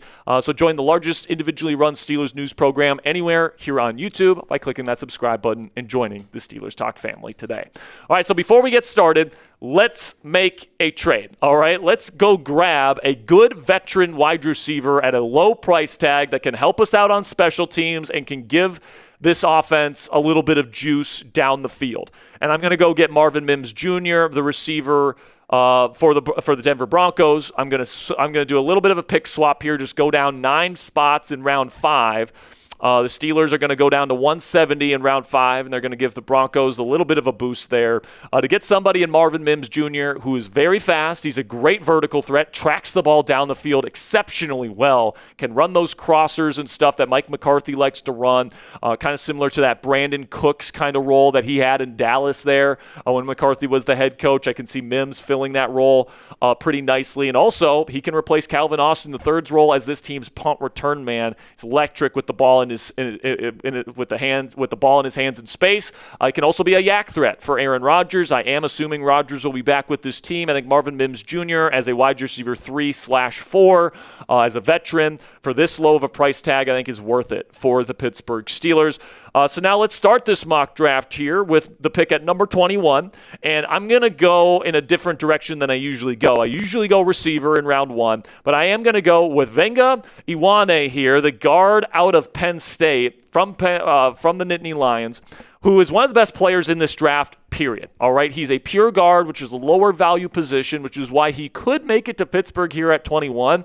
And right now, Iwane is the most mocked player to the Pittsburgh Steelers, according to Pro Football Network, who compiles all the big mock drafts from all the top NFL draft analysts. Right now, Iwane, with the Steelers not addressing the need at left guard in free agency, he is the favorite to land in Pittsburgh at number 21, and for good reason. Like, this guy has Pittsburgh Steeler written all over him. He's got incredible power and athleticism, so he's going to be able to do whatever kind of run scheme you want to do. He's going to be able to pass protect really, really well on day one. He had an elite 90-plus PFF pass blocking grade last year. With this need still not filled by the Pittsburgh Steelers, and if they don't address this, I think Iwane at number 21 becomes incredibly likely. And keep in mind here, guys, that Omar Khan has only taken trench players with his first-round selections as the GM of the Pittsburgh Steelers. Took Broderick Jones, then he took Troy Fautano, then he took Derek Harmon. Iwane would continue that trend for the Pittsburgh Steelers in the first round. So now let's trade up, shall we? Let's go up here to pick number 44 and package our second round pick at 53, as well as our third round pick number 99 towards the end of the third round, with the New York Jets moving up to pick number 44. With that selection, I'm going to take a wide receiver to probably be grandfathered in as this team's vertical threat, as its yak threat, gadget piece right away, but eventually could become a very dynamic weapon for the Pittsburgh Steelers on offense, and that's Zachariah Branch, the receiver from Georgia. Keep in mind, it's been reported that Branch had a pro day dinner in Athens with Mike McCarthy and Omar Khan there in Georgia, so they are very interested in him. They had a formal combine meeting with him, and when I look at what the Steelers have, right, they've got DK Metcalf, who's got the size and the speed and the vertical threat ability. He's great after the catch. Then you got Michael Pittman Jr., who's also big, but he's more of a possession type guy, chain mover, tough catch guy. for me, what the Steelers offense needs is kind of that ability to separate vertically down the field, bring that explosiveness, bring the yak ability from the slot position. I think Branch brings that immediately for the Pittsburgh Steelers. Now, I think where Branch maybe is the most underrated in his game is his route running. I think that when Georgia and when USC asked him to actually run routes down the field, he's a pretty darn good route runner, man, and he can separate versus man coverage, and that is particularly what I'm looking for here, somebody that can run away from man coverage. Now, his hands can be, a little bit suspect down the field. He does like to catch the ball with his chest, all right, with his body instead of just plucking it with his hands. That's my biggest knock on him in terms of his ability to make catches, and it does affect his ability to come down with tougher catches, but especially if Aaron Rodgers is going to be coming back for another season, guys, you need somebody like Branch that you can get those quick bubble screens to, but can also, bring the juice, bring the speed, and win down the field. And I think Branch, especially after his first couple years here in Pittsburgh, I think he can definitely become a bona fide member of the starting rotation here in Pittsburgh. I really like that fit between player and team.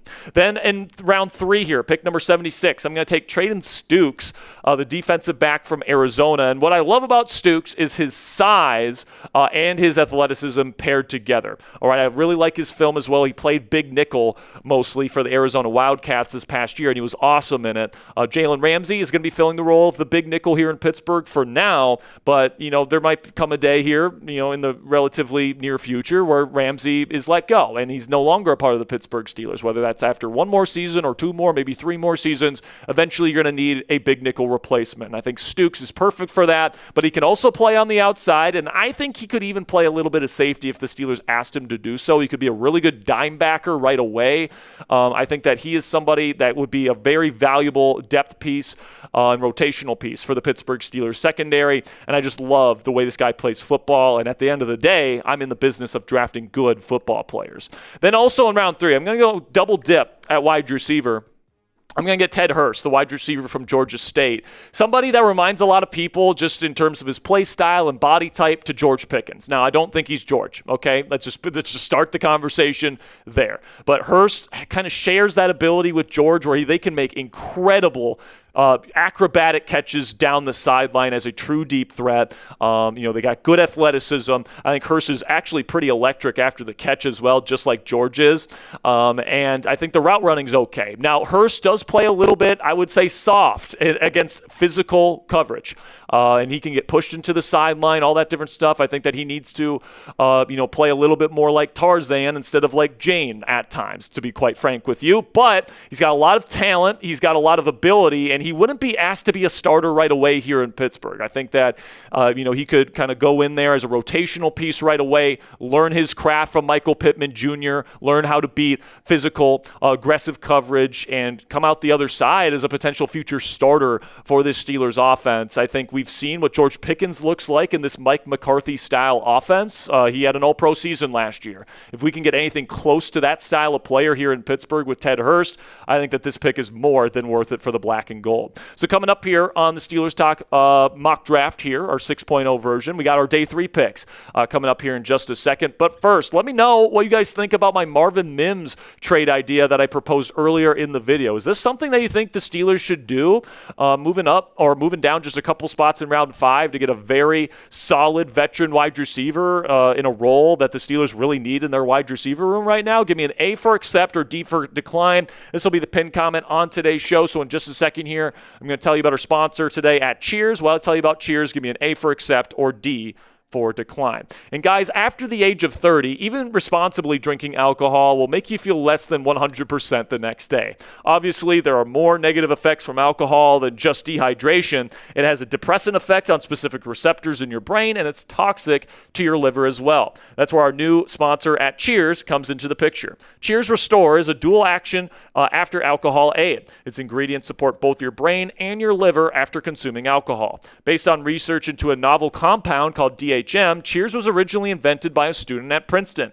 DHM demonstrated powerful alcohol-related properties in the brain and liver, so Cheers is designed for how alcohol actually affects your body, not just dehydration. Just to show you guys what you'll be getting in the product here, Cheers was good enough to send us a little bit of a sample here. We've got this little cylinder here. You got the capsules that are inside. And all my friends here at Chat Sports, guys, most of them drink during the watch parties during the NFL regular season on NFL Sundays. And a lot of them are past the age of 30, and they feel like they're absolutely trashed the next day. But with our friends at Cheers, which we've started implementing here over this past season, Mondays have become a lot more productive here at Chat Sports because of this product. So don't just take my word for it, guys. Cheers has appeared on Shark Tank and is sold in over 30,000 stores worldwide, including Walgreens, CVS, 7-Eleven, and Circle K, and they've sold over 50 million doses. Cheers' promise is simple to you guys. You'll feel about 50% better the next day or your money back.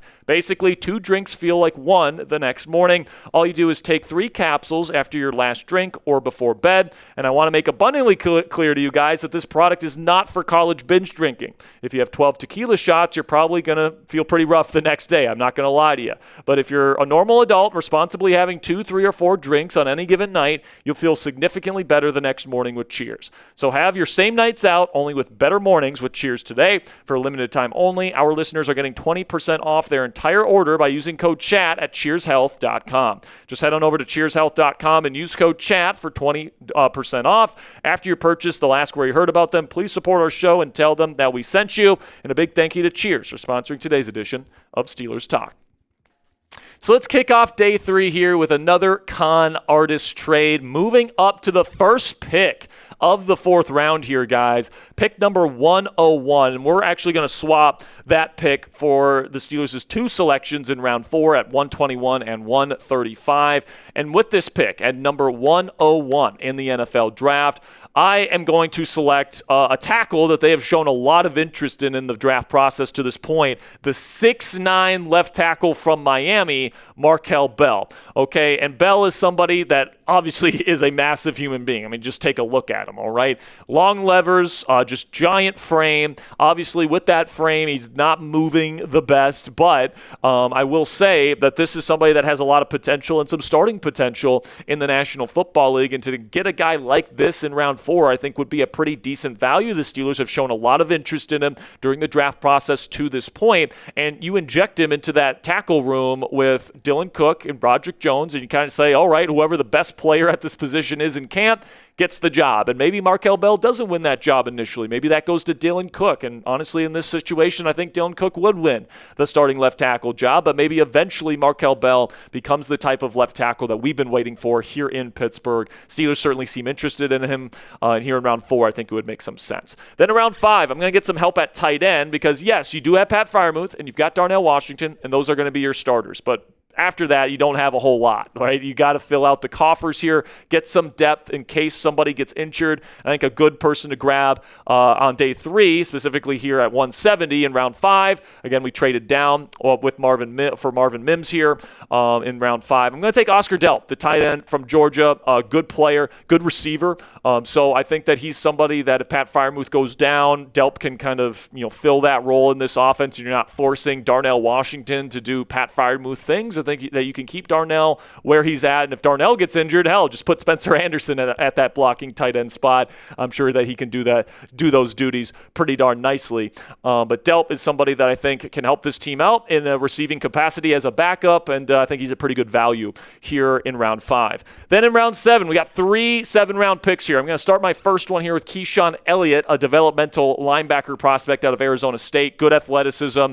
I've taken him in a few other mock drafts here during the offseason already. You guys might have, recognized this name, but he's in the top 100 prospects for Dane Brugler from The Athletic. And, this is somebody that I think at this particular position where athleticism is such a big deal, I think that this is somebody that you could bring in and develop for a year. He doesn't have to play right away. And hopefully when Patrick Queen leaves in free agency next year, Elliott will be ready to step into at least a rotational role in the Steelers linebacker room. Then in round 7 as well, at pick 230, I'm going to take Bishop Fitzgerald, the safety out of USC, big-bodied guy. It could be a potential big nickel type of player, maybe a strong safety, back up to Deshaun Elliott if he gets injured. Obviously, Jaquan Brisker can play in the box as well, but I just think that this would be a very good kind of bigger safety that you could put in there as nice depth at the safety position for the Pittsburgh Steelers here. Then in round 7 as well, why not? Let's take a quarterback here. I can't take Drew Aller in every single mock draft that we do, guys, so I'm going to take somebody that intrigues me. All right, Aaron Morton, the quarterback from Texas Tech. Actually, Chris Sims ranks this guy as his 3rd quarterback in the entire class. And, the one thing that I will say about Chris is that he does watch the film and he does come to his own opinions. All right. So obviously the consensus on Aaron Morton is that he sucks. Right now I think he's like 360th or something on the consensus big board. But after I saw that Chris put him in his top 3 among quarterback prospects this year, I actually watched a good bit of his film. I've watched the first 4 games of his season this past year before he got injured. He played through a broken foot through most of this season. He looked pretty good, man. He's got some really, really fluid throwing mechanics, quick release. He actually got through more full field progression reads than I was expecting for somebody that's this low on the consensus big board. Now, obviously, you watch that bowl game against Oregon, and it was not a pretty sight. But to be fair to Barron here, none of the wide receivers for Texas Tech got open the entire day. I mean, Oregon just had complete clamps on all of those guys all day long, and he had nowhere to go with the football. I think Morton brings good size to the table. I thought he had a good throwing session at the combine, and why not, man? Bring him in here as a 4th quarterback to compete with Will Howard and see, kind of where the chips fall once we get to Latrobe. I mean, this is a very, very low risk possibility for somebody here that has really fluid throwing mechanics, has good size, shows off some mental processing chops. And yeah, he's coming off a foot injury, but now he's fully healed from that. So maybe, just maybe, the Steelers could find a diamond in the rough here in round 7. All right, so that is my mock draft 6.0, and here is the haul. Trading for Marvin Mims, moving down a little bit there in round 5 to go get a nice veteran receiver piece to add to DK Metcalf and Michael Pittman Jr. Then getting Venga Iwane to be the new starting left guard, plug and play for the Pittsburgh Steelers, day 1. Zachariah Branch to be kind of like a Marvin Mims type. You kind of hope that, the upside's a little bit higher with a guy like Branch, but similar type of talent there. Then you get Traden Stukes to be a nice rotational and depth piece in the defensive backfield. Then you've got Ted Hurst, who would be a backup to start, in my opinion, but has a lot of potential to be a future starter and a very good one at that. Markel Bell to probably be a swing tackle right away, but maybe a future starter. Oscar Delp to be a nice TE3 behind Pat Freiermuth and Darnell Washington. Keyshawn Elliott is a nice developmental linebacker. Bishop Fitzgerald as safety depth, and then Baron Morton as a developmental quarterback prospect. So it's red pen time. Let me know down there in the comment section. Grade this week's mock draft for me down there in the comment section. Give me an A, B, C, D, or F down there in the comments. And hey, if you didn't like this week's mock, we're going to switch it up next week. So hopefully you'll like next week's mock a little bit better. All right, I appreciate all the support, guys. Again, make sure you guys click that subscribe button if you haven't already, because we do these mock drafts every single weekend. And we have draft content of some variety on this channel pretty much every single day. So if you guys love the Pittsburgh Steelers, you want to keep up with the latest draft rumors surrounding this football team, don't wait. Click that subscribe button if you haven't already. All right.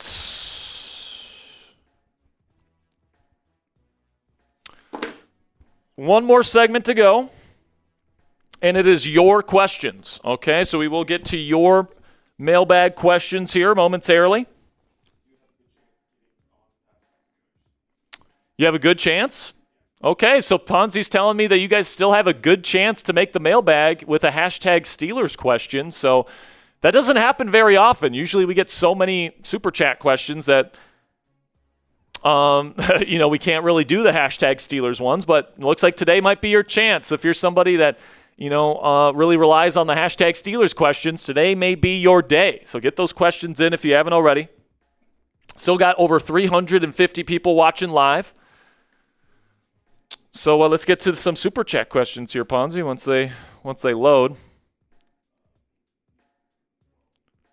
Do we not have any? We do have one, but it's a little while. All right. Oh my goodness. Okay. Yeah, we'll show it. It's wild, but Robert Locke is not even a prostitute could swallow one of those horse pills, bro. I mean, they are pretty big. I'm not going to lie. But I think that you could do it, Robert Locke, if you put your mind to it. I think you could. All right. So is that the only one we got? Yes. All right. Well, let's do it.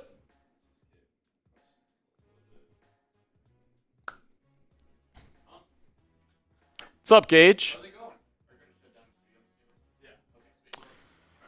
All right, F the Ravens, Gage.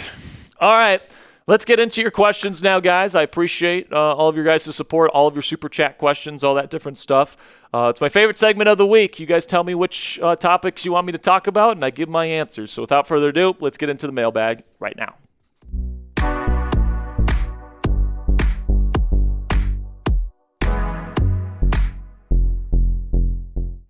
It's my favorite segment of the week. It is the Steelers Talk Mailbag, where I take all of your questions on the black and gold, and I give you my answers to all the things that you guys want answers to. So before we get into the content today, make sure you guys click that subscribe button, because we try to be the most interactive Steelers fan community anywhere here on YouTube. We have daily interactive poll questions up on our community page.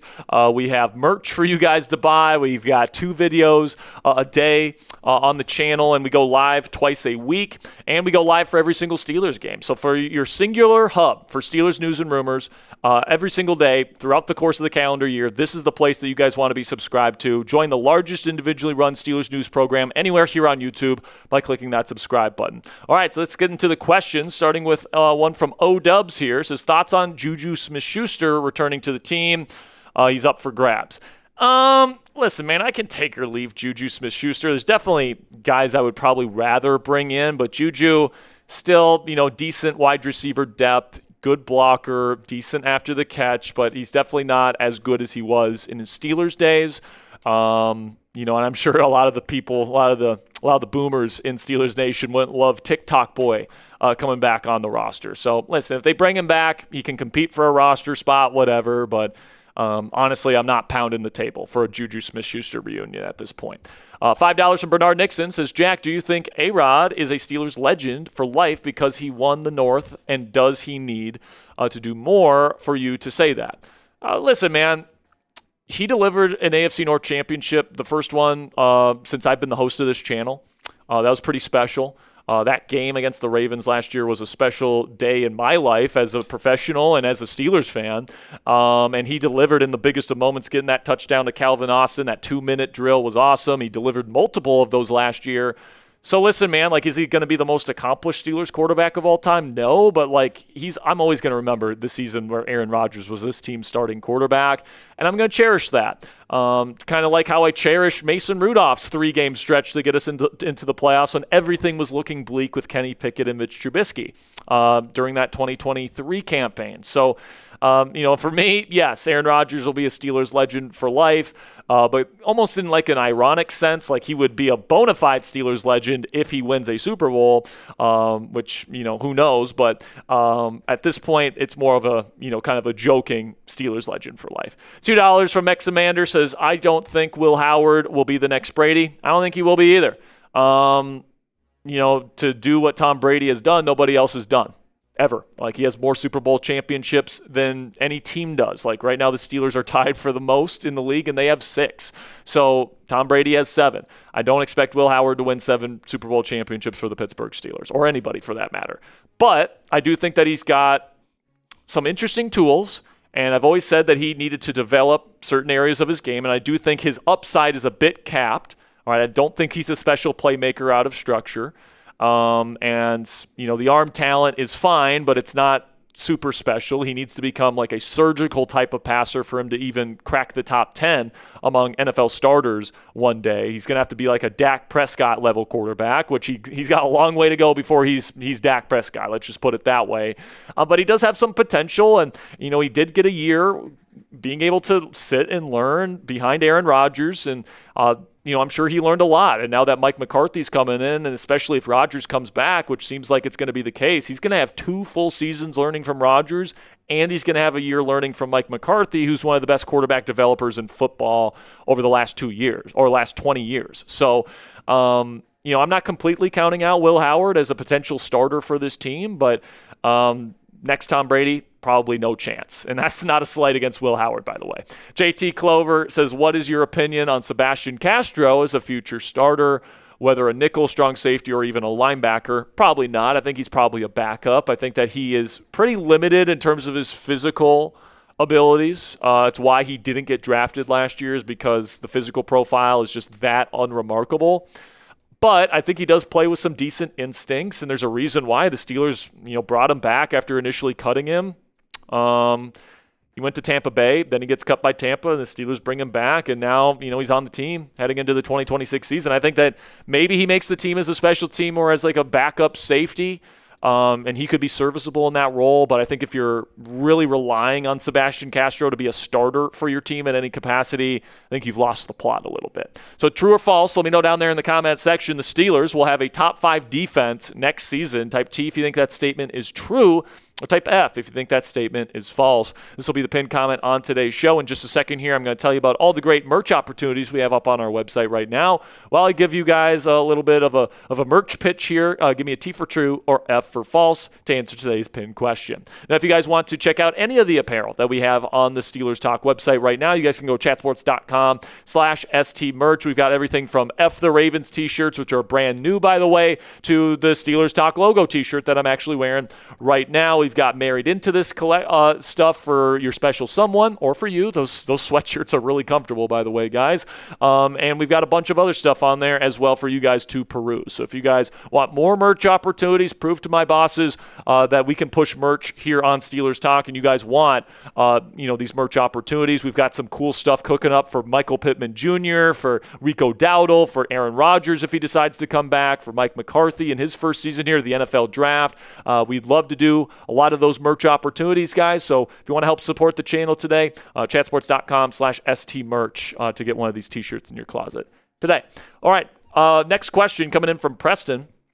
It says, do you think a quarterback battle between Drew Aller and Will Howard would be the best bet if Rodgers doesn't come back? Honestly, no. Here's the thing with Drew Aller. I think he needs time, and I don't think that he's going to be ready to play right away. Like, I think if it's a battle between Drew Aller and Will Howard is probably going to win that, just because he's had the year of development already. He's got a little bit more experience in practice. I know it's practice, but it is against NFL players. And Aller is somebody that needs to completely redo his footwork. There's a lot of inaccurate passes on his film. I'm just going to let you know. But obviously, Aller is somebody that has a lot of potential, and if Rodgers is back, Preston, I think Aller becomes a very interesting possibility because he is that like AFC North prototypical type of quarterback where he's big, he's got that strong arm that can throw the ball in the conditions and in the wind that you want. He's got a little shade of Big Ben in his game as a playmaker because he's not a good athlete. Like he does not move well. Like when you watch him on film, he's kind of lumbering around and he's not fast at all. But he finds these kind of lanes in these ways to get yardage with his legs and then also make plays out of structure the way that Ben was. Ben was not fast. He was kind of clunky out there, but he was Houdini out there, right? I'm not saying Drew Aller's Big Ben Roethlisberger. I just want to make that abundantly clear, but kind of has that trait. And I think that, if you have Aaron Rodgers here, who can be your stopgap starter for now, and you bring in Aller to learn under Mike McCarthy and Aaron Rodgers, two guys that obviously do a good job developing quarterback talent, then I think Aller has a shot. And Aller definitely has more upside than Will Howard. I'll say that right now. So, honestly, if Rodgers retires, I think the Steelers are probably best going with like trading for Mac Jones or maybe drafting Ty Simpson and playing him right away. I think that might actually be a better option for the Steelers than Drew Aller, just because Aller still needs time to cook, so to speak, in terms of his skill set as a quarterback. Then we got one from Isaha Ballard here. I hope I'm saying that right, my friend. Says, what % chance do we have of drafting a wide receiver in the first round, and what % for any other position?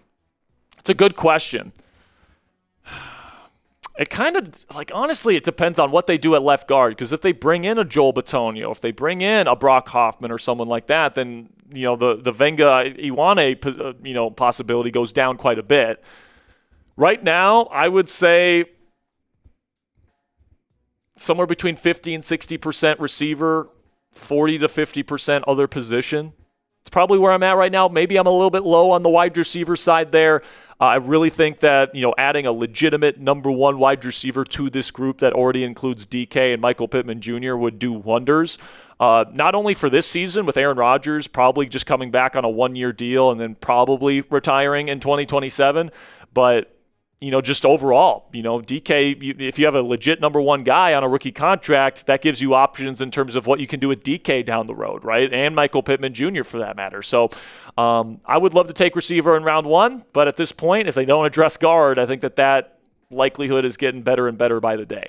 So make sure you guys click that thumbs up icon if you haven't already. If you are a real one, I greatly appreciate all of the support that you guys give to the channel. And the real ones know, clicking that thumbs up icon, it boosts the YouTube algorithm. It tells the YouTube algorithm to push this video out to other Steelers fans like yourself. So if you appreciate the work that we put in here on Steelers Talk and you want to help out the channel today for free, click that thumbs up icon. My man Czar Craig coming in with a question says, do you think it's a legit possibility that we draft a mid-round QB and go with Aaron Rodgers, Will Howard, and the draft pick and cut Mason? I hope so, Craig. I hope so. Because here's the thing about Mason. If Rodgers gets hurt, I don't really see any reason to play Mason, if I'm being honest. Just because, if Rodgers is done for the season, let's say, I would rather just go with the younger guy to see what they got instead of Mason, who we know who he is. And, he's, no matter how good this roster is, you're not winning a Super Bowl with Mason Rudolph, all right? Barring some Nick Foles miracle where Mason Rudolph turns into Nick Foles all of a sudden, it's not going to happen, right? So, for me, I would want two younger quarterbacks working behind Aaron Rodgers, and then those two guys are essentially competing to be the next starting quarterback when Rodgers retires. In this scenario, getting a Drew Aller would make a lot of sense, right? You have Aaron Rodgers, who is going to be developing and kind of, mentoring both Drew Aller and Will Howard at the same time, and then whichever quarterback ends up playing the best by the time we get to the 2027 season is going to be the quarterback. Maybe you even have that be the quarterback competition. You go into camp in 2027 with Aller and Howard, and you say best man wins. Maybe that's what they do. But it seems to me like they like Mason, and I don't think they're all that interested in cutting him. I think they view him as a really high-quality QB2 behind Aaron Rodgers. And by the way, Aaron likes Mason. So if you want to piss off Aaron Rodgers, cut Mason Rudolph. So I think at the end of the day, what we're most likely going to get, guys, is we're going to get Aaron Rodgers at QB1, Mason Rudolph, Will Howard battling it out for QB2 in camp. Whoever loses is QB3, and then probably a Skylar Thompson again at QB4 practice squad. That's probably what we're looking at this point. We got one from Kevin Reed. Says the Steelers stay at 21. Venga, Cooper Jr., the safety from Toledo, McDonald, and Delane happen to follow them. Who are you taking? It depends. For me, Mr. Kevin Reed, have you addressed left guard? And honestly, man, if Cooper Jr. falls to me at 21, I'm taking him. I love Omar Cooper Jr., okay? Cooper Jr. is one of, if not the most just purely complete receiver in the draft. He runs really good routes to all three levels of the field, okay? He's really well built in his lower half. So not only is he fast in terms of being a yak threat, but he also has awesome size and he can break tackles. So he's got great contact balance to, extend plays. Then also he's got terrific hands. I know Fernando Mendoza gets all the love for that play against Penn State to win it at the end of it. But that was all Omar Cooper Jr. If that's almost any other receiver, Fernando Mendoza's throwing that ball out of bounds and the game's over, Penn State wins, and Indiana doesn't have a perfect season. Omar Cooper Jr. saved their perfect season by making that catch. And by the way, that catch would have been good in the National Football League because he got 2 feet down. Unbelievable stuff from Cooper Jr., man. So he can make contested catches. He runs great routes. He's got the size to play on the outside and beat physical coverage, but he's also really savvy so he can play in the slot. He can do it all, man. So if these are the players that are available to me, Omar Cooper Jr., bringing him in here as this team's potential future number one receiver is the pick for me. Then we got one from Sam Pugh, my man. Says, outside of guard and tackle, who else could we go free agency-wise? You could always bring in another veteran receiver. You could bring in a Brandon Cooks. You could bring in somebody of that caliber that's probably not going to be, like super needle moving or anything like that, but just another body that's a veteran that knows McCarthy's offense. You could do that. Let me think here. What else they could add to the tight end room. They could add to the running back room. Obviously, with those positions, you already have your starters, so you'd be bringing in backups. But honestly, man, like really, when I look at offensive line, that's the one position left where the Steelers need to get starting caliber players. Outside of receiver, of course. You need one more starting caliber receiver to pair with DK and Pittman. And then it's really left guard is the last position. Like, I honestly think Dylan Cook is fine. If we wanted to keep Dylan Cook as our starting left tackle next season, I'm fine with that.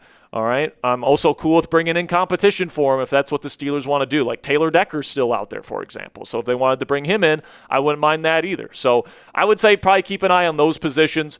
Honestly, I think the Steelers have probably done most of their splash kind of moves from the veteran side of things. Now we shift our focus to the draft, where you've got 12 draft picks and a real opportunity to inject this roster with some awesome young talent. Which I'm very excited for. So it's Red Pen time. Let me know down there in the comment section. Grade Omar Khan's performance in free agency to this point. Give me an A, B, C, D, or F. For me, I'll go with a B+ because I really like the moves that he's made. It's more the moves he hasn't made that have me a little bit concerned. Still need a lot more depth on the offensive line as far as I'm concerned. We'll see how the Steelers plan to address that in the weeks to come. All right, that'll be it for today's and this week's mailbag here on Steelers Talk. Thank you to everybody that submitted questions. Thank you to everybody that watched this during our live show on Thursday. Greatly appreciate all of your guys' support and for stopping by here today. And until next time, guys, here we go, Steelers. All right. Any more questions? A couple more? $2 from Robert Locke says, "Do it on stream. I double dog dare you." The horse pills, the cheers pills. I don't know. How would this affect me as someone that doesn't drink alcohol? Like, is this going to make me feel weird because I don't have alcohol in my system? I don't know. And also, I'm out of water, so there's no way I'm trying this without water. $5 here from Bernard says, "Everybody acts like Cousins is the hottest QB out there." Yeah, man, like, who are these people that are like, "Oh, Aaron Rodgers is too old. He can't play anymore. Let's sign Kirk Cousins, who can't throw the ball more than 40 yards down the field anymore."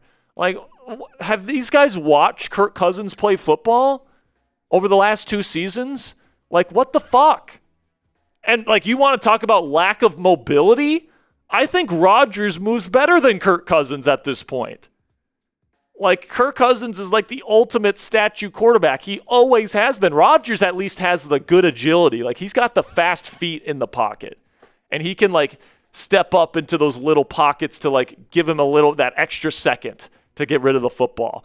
Kirk Cousins is just going to be a sitting duck back there, and when he has to play in the wind of Pittsburgh or in Cleveland and like throw the ball deep down the field, that ball is not going to get there. Like these receivers will hate playing for Kirk Cousins. Like I'm serious, Ponzi. I think Will Howard is a better option for this team next year at starting quarterback than Kirk Cousins, just because Will can actually throw it with a little bit of oomph. Like, Kirk Cousins is just a big no for me.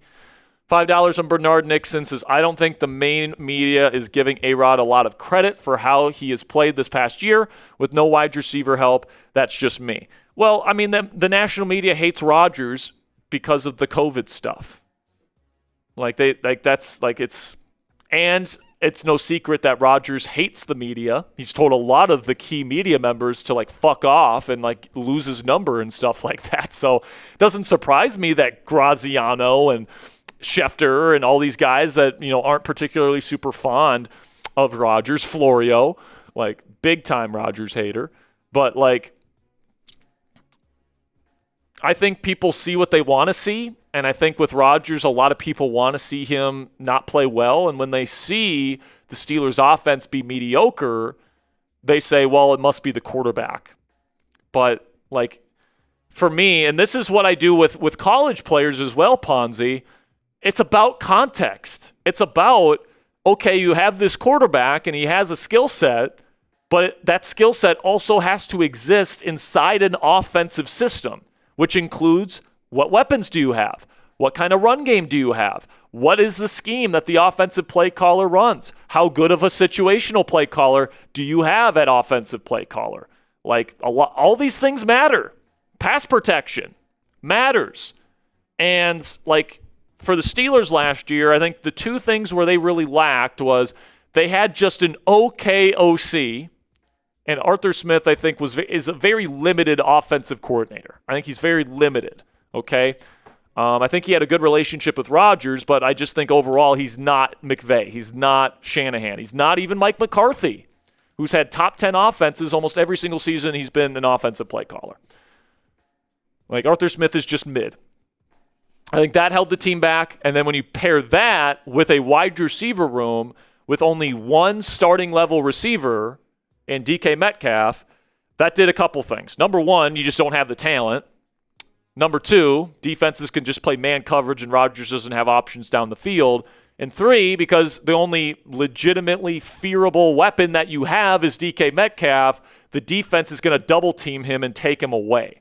So you would have to rely more on your secondary pieces. And when you have DK Metcalf out there being doubled, and then you have Calvin Austin III, Roman Wilson, and Jonnu Smith out there, like, where is the ball supposed to go down the field?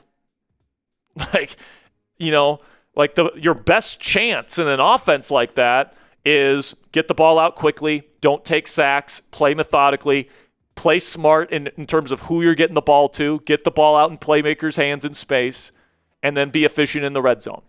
Aaron Rodgers was all of those things last year. Like, Aaron Rodgers, I think, played about as well as you can expect an older, non-mobile pocket passer to play. He still has awesome arm talent. He still, you know, has some really, really awesome throws on film from last year. Like, dude, some of the throws that guy pulled off last year were unbelievable, especially for his age. Like, you give him a legitimate, good offensive play caller. I think we have that now in Mike McCarthy. And you give him, like, a legitimate trio of wide receivers to go along with the running backs we have and the tight ends we have and the pass protection we have. Like, Rodgers, I think, you know, could be a lot better in his second season here in Pittsburgh than he was in year one.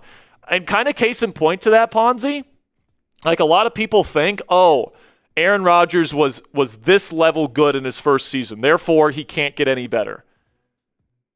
Usually the second year with a team and with certain guys, you're better than in the first year. Like, just look at Rodgers when he was with Green Bay, with Matt LaFleur. His first year, he was just okay. He was still a good quarterback, but was he like MVP caliber good? No. Second year in Matt LaFleur's offense, what happened? What happened? He won league MVP. What did he do the next year? He won league MVP again. No, I'm not saying that Rodgers is all of a sudden going to turn into an MVP caliber quarterback again, but this idea that, oh, Aaron Rodgers was holding the Steelers back last year because he can't move and he's too old is ridiculous to me. It's ridiculous to me, man. Like, I think anybody that watched those games last year, you know, saw that Rodgers actually played pretty efficiently. And there's a reason why, Ponzi. Everybody in the building wants him back. Like, unless you're willing to say that every player and every coach and every front office personnel person is out of their minds and they're dumb for wanting Rodgers back, like, what are we talking about here? The entire building thinks he's still a good quarterback and thinks that he can still play at a high level. And all of them want him back. And it's not just now because Malik Willis and Kyler Murray are off the table and he's clearly the best option now. They wanted him back before free agency.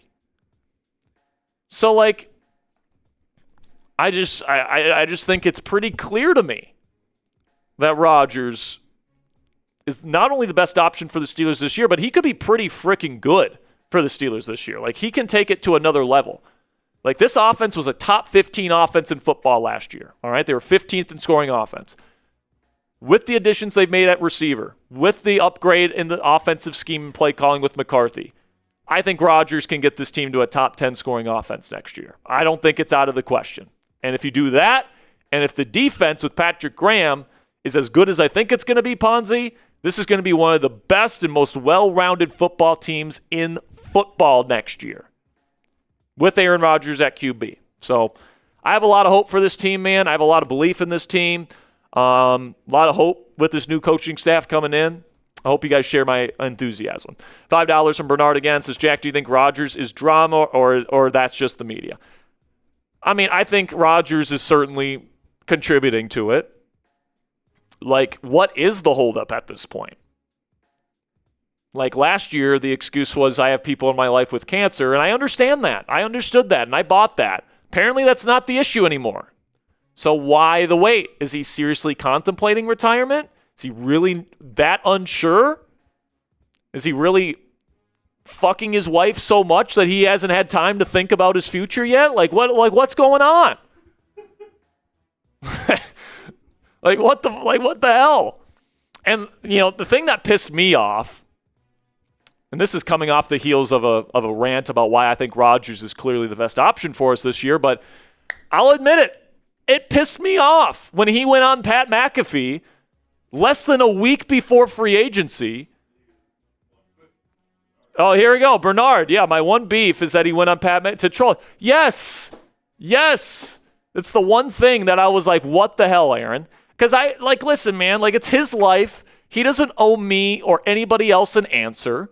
But, he knows that everybody is waiting for his decision. And he knows that going on Pat McAfee the week before free agency, less than a week before free agency, everyone's going to think that there's going to be some nuggets in there, that there's going to be an answer. And then he mocks Steelers fans and NFL fans for, just turn it off if you think you're getting a decision today. Just don't go on the show. You don't have to go on Pat McAfee. Nobody's forcing him to. It's just, I think he understood the timing of it, and that's the only thing that pissed me off about it. But hey, if he signs with the Steelers and he takes a good discount to come here, if he comes here for $10 million on 1 year, I'll be fine with it. I think the players love him in the locker room. I think he's a great leader that holds people accountable, and I still think he's not as good as Brady was when he was 43, but he's that same type of quarterback, stylistically. And I think that he could have a similar level of success. It's possible he has that level of success here in Pittsburgh if he comes back. Now, here's an interesting thought experiment, Ponzi. This kind of goes into the context thing that I was talking about earlier. If you take Aaron Rodgers and Matthew Stafford and you have them switch teams last season, so Stafford is on the Steelers with their shitty wide receiver room and Arthur Smith is the play caller and their underperforming defense, and you put Rodgers on that Rams team with a great run game, with Devontae Adams and Puka Nacua, with a really good defense, with Chris Shula as their DC, with Sean McVay calling his plays. Who has the better season? I think right now the narrative, if that happened, was Aaron Rodgers had a bounce-back season and played great, and Matthew Stafford is on the decline of his career, and he's too old. I don't think the Steelers season is that much different if we have Matthew Stafford as our quarterback compared to Aaron Rodgers. Because who is Matthew going to throw it to? It's not like he's a great out-of-structure playmaker. He only had 1 rushing yard last year, so he's less mobile than Aaron Rodgers is. If DK Metcalf's getting double-teamed every play, how is Matthew Stafford better than what Aaron Rodgers provided for us last year? I really don't see how he could do that much better. I mean, maybe you win 1 more game? Rodgers had more rushing yards, technically. To be clear, Stafford's a better quarterback than Aaron Rodgers right now. That's clear. I don't think Rodgers wins league MVP last year in Los Angeles. I think he does solid. But I think he's a top 10 performer at the position last year. I don't think that's crazy to say. Because you got 2 of some of the best receivers in the game, maybe the best offensive play caller. You got good defense supporting you. You got a good run game. You got it all. I think Rodgers is viewed right now as a top 10 quarterback in football universally if he plays for the Rams last year. It's sure, what you bring to the table is important as a quarterback, but I think so many people give quarterbacks credit for their supporting cast as well. Yeah. And I think Stafford's a great example of that. Like, if he goes to a roster that's not nearly as good as LA's, he doesn't win league MVP. Like, he's not capable of carrying a roster with a bad receiving core, in my opinion. Like, he's still a great quarterback. Don't get me wrong. I think the Rams are the favorites to win the Super Bowl next year with Stafford as their quarterback. It's just, like, you have to put quarterback play in the context of what their supporting cast is as well, and people don't do that. People just look at the numbers and look at the highlights and say, this is who this guy is, but they don't really take into account the other things in the equation. Yeah. All right. Is this the next one? Yeah. Did Mason and Ben hate each other? I think Ben was pretty I don't think he was the nicest to Mason Rudolph, and I think Mason's a little bitter about that. I'll just put it that way. $2 from Samuel Pugh says, which one is easier, the 3 pills or the Popeyes biscuit? It's a great question. So the biscuit at Popeyes, it's always super dry. So he's saying, what's easier to have without water? 3 pills or the Popeyes biscuit? I'm actually going to go with the biscuit. Like, dude, my mouth would be so dry after that. But, like, I just don't know if I could even swallow these babies without water. Like, I don't want to choke. $5 from Bernard says Cousins can't win playoff games and primetime games. Yeah, that's been a big thing for him. Like, if Steelers fans want to win a playoff game this year, Kirk Cousins is like the last guy you want to bring in, especially at his age. Is that it? All right. Well, we still got over 300 people watching live. You guys are absolutely fantastic. I can't thank you enough for all the support that you give to me and Ponzi. Of course, tomorrow we'll continue to get you guys great Steelers coverage as well as the rest of the weekend. We'll be live again either if and when we get a Rodgers decision. Hopefully we get it at some point here, Ponzi, before the end of the month, preferably. Maybe this weekend would be nice, but we'll have to see on that. But if we don't get a Rodgers decision, if there's no big moves that happen until Monday, we'll see you guys next Monday on the next edition of Steelers Talk Live.